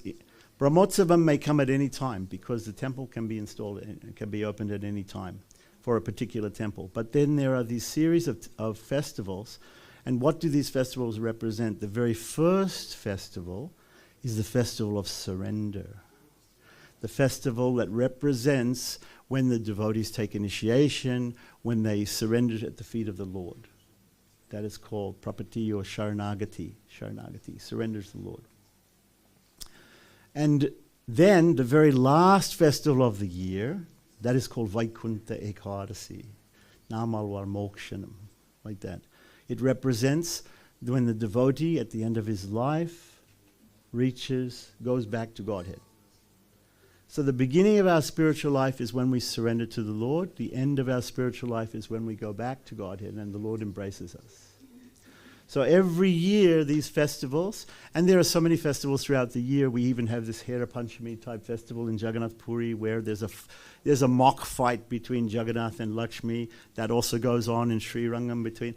You maybe here also Lakshmi will have some fight with Lord Narasimha. It's a fake fight like that. What is the meaning of these festivals? It is to help us in our relationships, because we have the Lord, of course, doesn't have fighting with Lakshmi or anything. Radha doesn't fight with Krishna. But they show us these leelas to help us to know how to relate to other people in our lives. So you are illiterate bhakta and you don't know how to get along with your wife. Just look at how the Lord has done it. Look at how Lakshmi and the Lord like this, and you follow his example, and you'll have a wonderful marriage and like this. And at the end of life, you'll go back to Godhead. Yes, this is yes. So there are all these different festivals, and they have different inner meanings, and this is the way that we follow the liturgical calendar of the temple. So are you saying that from Herapancham festival, We can learn the something. householders can learn how to fight with each other? No, they can learn how to make up from the fight. Yeah, because there'll always be a fight. There'll always be some fight. There has to be. When you put two people together and there's going to be some difference of opinion at some point, right? Anybody who doesn't have a relationship like that, you can please see me later and tell me your secret. Okay? So the Lord also understands this, and He shows us through the festivals. But mainly we're interested in Brahmotsavam today. So Brahmotsavam is like that. Now, so I just wanted to say about Brahmotsavam. Brahmotsavam is not the only festival. Brahma was the first created being, and therefore Brahma is the most important. He's the creator in this universe. And therefore, the Brahmotsavam is considered the first festival of this particular temple, and it is the birthday of this temple, and it is the primary festival of this temple. Whereas these other festivals like Radhastami, Janmastami, all these other things have to be also celebrated in the temple. Prabhupada was very, very adamant that maybe you have some deity in your house, maybe you're worshipping separately or something like that, but you should all come together congregationally and you should worship the Lord in the temple, and these festivals are a chance not only to worship the Lord together, but also for association of devotees, which is so important. So, we can go on forever talking about Brahmotsavams and things like that, but devotional service has to go on. So I wanted to also say a little bit about the mantras which were described. So we have the Narasimha Tapani, Purva Tapani Upanishad, and there's a Uttara Tapani Upanishad also. There are two Upanishads, and there are some other Upanishads which mention Lord Narasimha too. There are many, many forms of Lord Narasimha. If we see some other deities like Lord Krishna, Lord Rama, so many other deities like that, there are very few forms. They have certain forms described in scripture, but the forms of Narasimha, there are so many. So many different arms, so many different heads, so many different postures, so many different attitudes, right? So there are many, many different, just as we saw Dhruva gave us a glimpse, there are many, many different temples, and you'd be surprised every time you go to a Narasimha temple, oh, this is a different form like that. So there's many, many forms like that. For each form, there is a dhyana mantra, there's a meditation on that particular form, so that we can meditate upon that particular form. So if you have a deity with 4 arms, if you have a deity with 16 arms, if you have a deity with 32 arms, there'll be a mantra, there'll be a nice verse so that you can meditate upon that Lord before worshipping Him like that. Similarly, there are so many mantras, starting from one-syllable mantra, Shrom, Bij. Bij, what is Bij? Bij means a seed. The seed of Narasimha is Shrom. Shrom is actually a combination, it's a samyukta varna, what we call samyukta varna. It's 2 letters coming together, but those 2 letters, when they come together, are so important that they are sometimes considered a letter by themselves in Sanskrit. So sometimes, if you ask people how many letters are there in the Sanskrit alphabet, you'll get different answers, because somebody will finish at ha, and somebody will go sha, tra, ya. There'll be some other letters that they'll add like that. So this is a combined letter of K and the S with the dot under it, which is a cerebral S. And then R, and then AUM. And as Maharaj, we heard in another class, you were saying how in the Shastra sometimes it's given secret form. So if anybody wants to know the secret form of the mantra, of Shrom, Bij, there's a sloka. And the translation of the sloka you will not be able to understand without the Acharya telling you the meaning of each thing like that. And also the Shrom Bij I've given a little bit of an explanation. Amara Prabhu has it like that. I don't think he's ready to reveal it yet, but like that. But it also about this Shrom Bij. So normally in Mantra Shastra, when the mantra is equal to the deity. The mantra is equal to the deity. So if you find these mantras to be very long and difficult to remember, you can simply remember the seed mantra. So just like a seed, the seed mantra is just like a seed. If you put it in the ground and you water it, it will become a plant. But it is the smallest potent form of a mantra. It is one syllable. And here we have different seed mantras. We have the Shrom Bija. Shrom Bija in Sanskrit is also called Kopa Bija. It is the angry Bija. It's the anger. Then we have for Lakshmi, we have the Shrim Bij. Shrim Bij is there are many explanations of what the word Shri means, where it comes from. We can't go into it, it's too long. But it is for Lakshmi. And then, when I came at that time, I had never thought of that there is going to be such a deity, and Prahlad Maharaj is there. There has to be a bija. There has to be a seed for Prahlad. There has to be a seed for Prahlad. So I was thinking in the Shastra, what does it say? In Hari Bhakti Vilas, there's a pramana, there's a proof.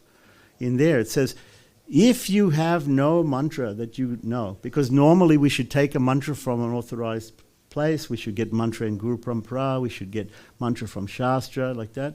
So, where is the mantra for Prahlad in Shastra? Where is the Bija mantra for Prahlad? I was thinking. So then I looked in Hari Bhakti Vilas, it says, if you don't find it, you have to take the first syllable of the name, and you have to add the Anuswara, which is the nasal, pure nasal. Some people say some people say and then that will be the Bija mantra. And then add to that the name of the deity in the dative case, Chaturthi Vibhakti, Ekavachanam, singular, and then Namaha. Namaha means what? Namaha means na, ma, not me, ma. When I say mama in Sanskrit, it means me. Na, ma, not me, you. Respects not to me, but to you. Namaha. You know how people say namaste? Namaha. Te becomes man namaste with Sanskrit sandhi.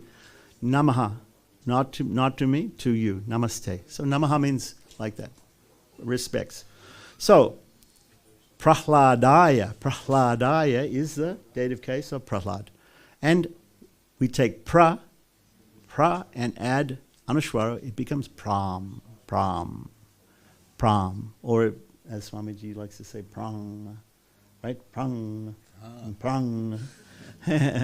Sometimes you find in North India and especially in the Bengal region, the Anuswara will be pronounced like That's why you hear people say Singha, right? Some people in South, sometimes you say Simha. So either way, no problem. No problem like that.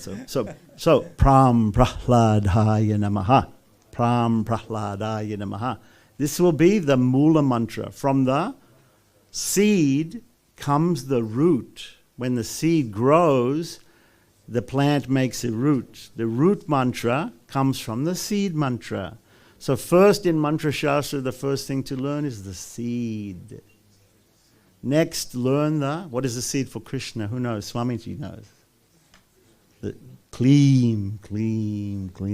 There's so much we can talk about Kleem. So sometimes you'll hear the pujaris, Shrim, Reem, Kleem. They'll be doing so many things. Om, like this. So this is the first. So you start out. Don't start with the long mantras, please. There are 1,000-syllable Narasimha mantras. Don't start with that. It'll be very difficult. You make a mistake, you have to go back to the beginning. Start with one syllable at a time. Right? Shrom, shrim, pram, like this.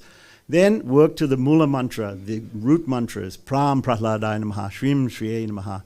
Right? Shrom, Narasimhaya Namaha, like that. And then, if you get really fancy and you learn a little bit of Sanskrit or you talk to the pujaris, they combine them. Right? Shrim, Shrom, Lakshmi Narasimha, Bhyam Namaha. Lakshmi and Narasimha.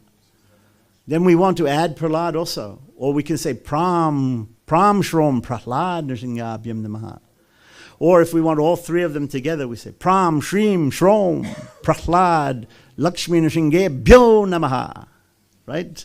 We have to know the proper way to put them together in Sanskrit, right? Simple Sanskrit.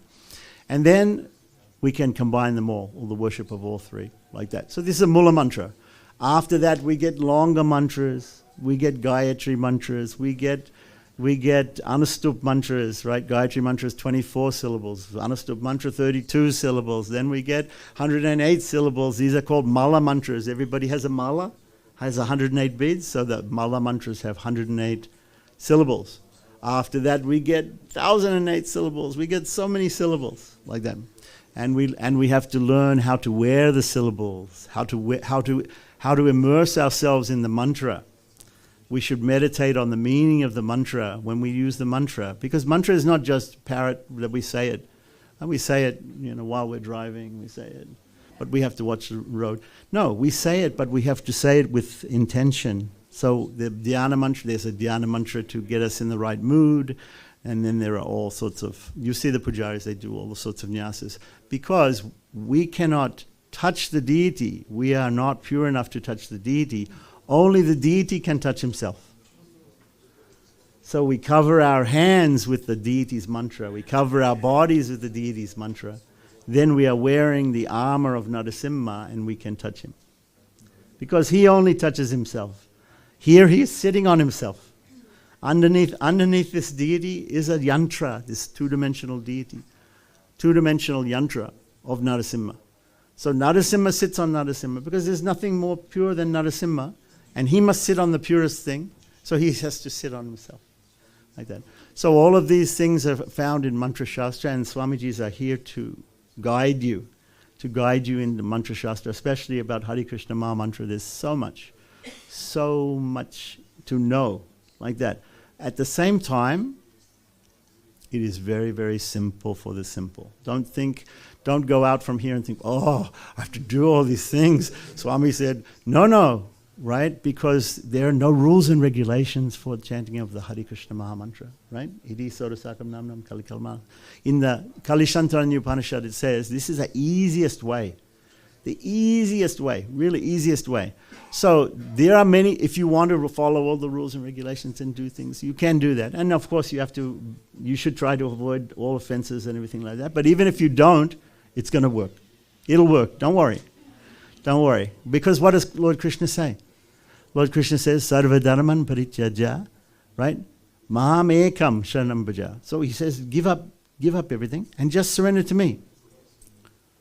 Right? I'll protect you, don't worry. Lord Narasimha is saying the same thing. I'll protect you.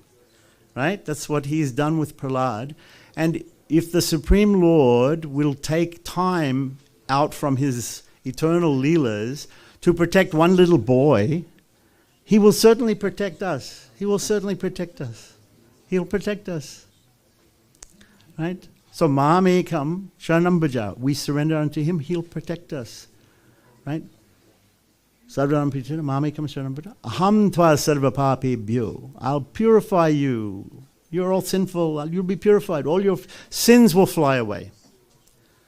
Right? Sarva papebhyo. Moksha yishyami. I will grant you liberation. You will go back to God, no doubt, is what he's saying. No doubt. In the future, it's a future tense. He's not saying I'm doing it right now for you.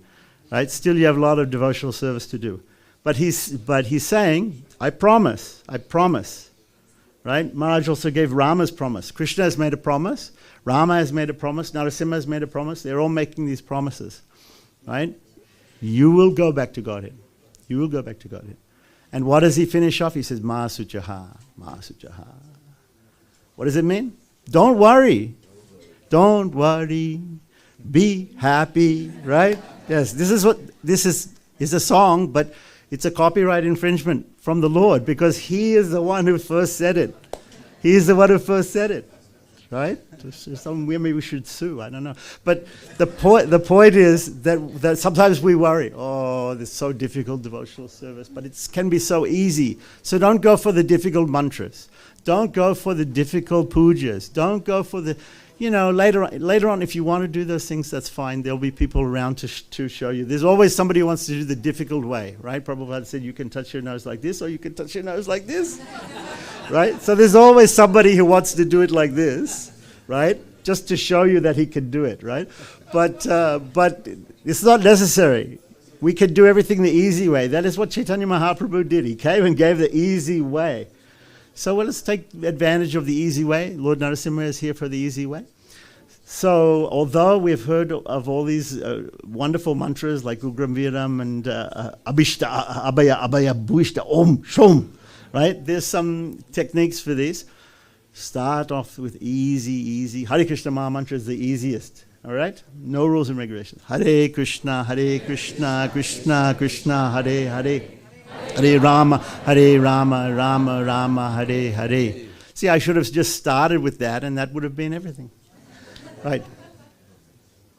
Thank you, Swami. So, Hare Krishna, thank you so much. Really, we learned so much. I saw even your notepad was becoming filled with notes. Yes. I'm now looking a little bit at the time. Somehow it's, breakfast is also there. And I see our one Swamiji getting restless.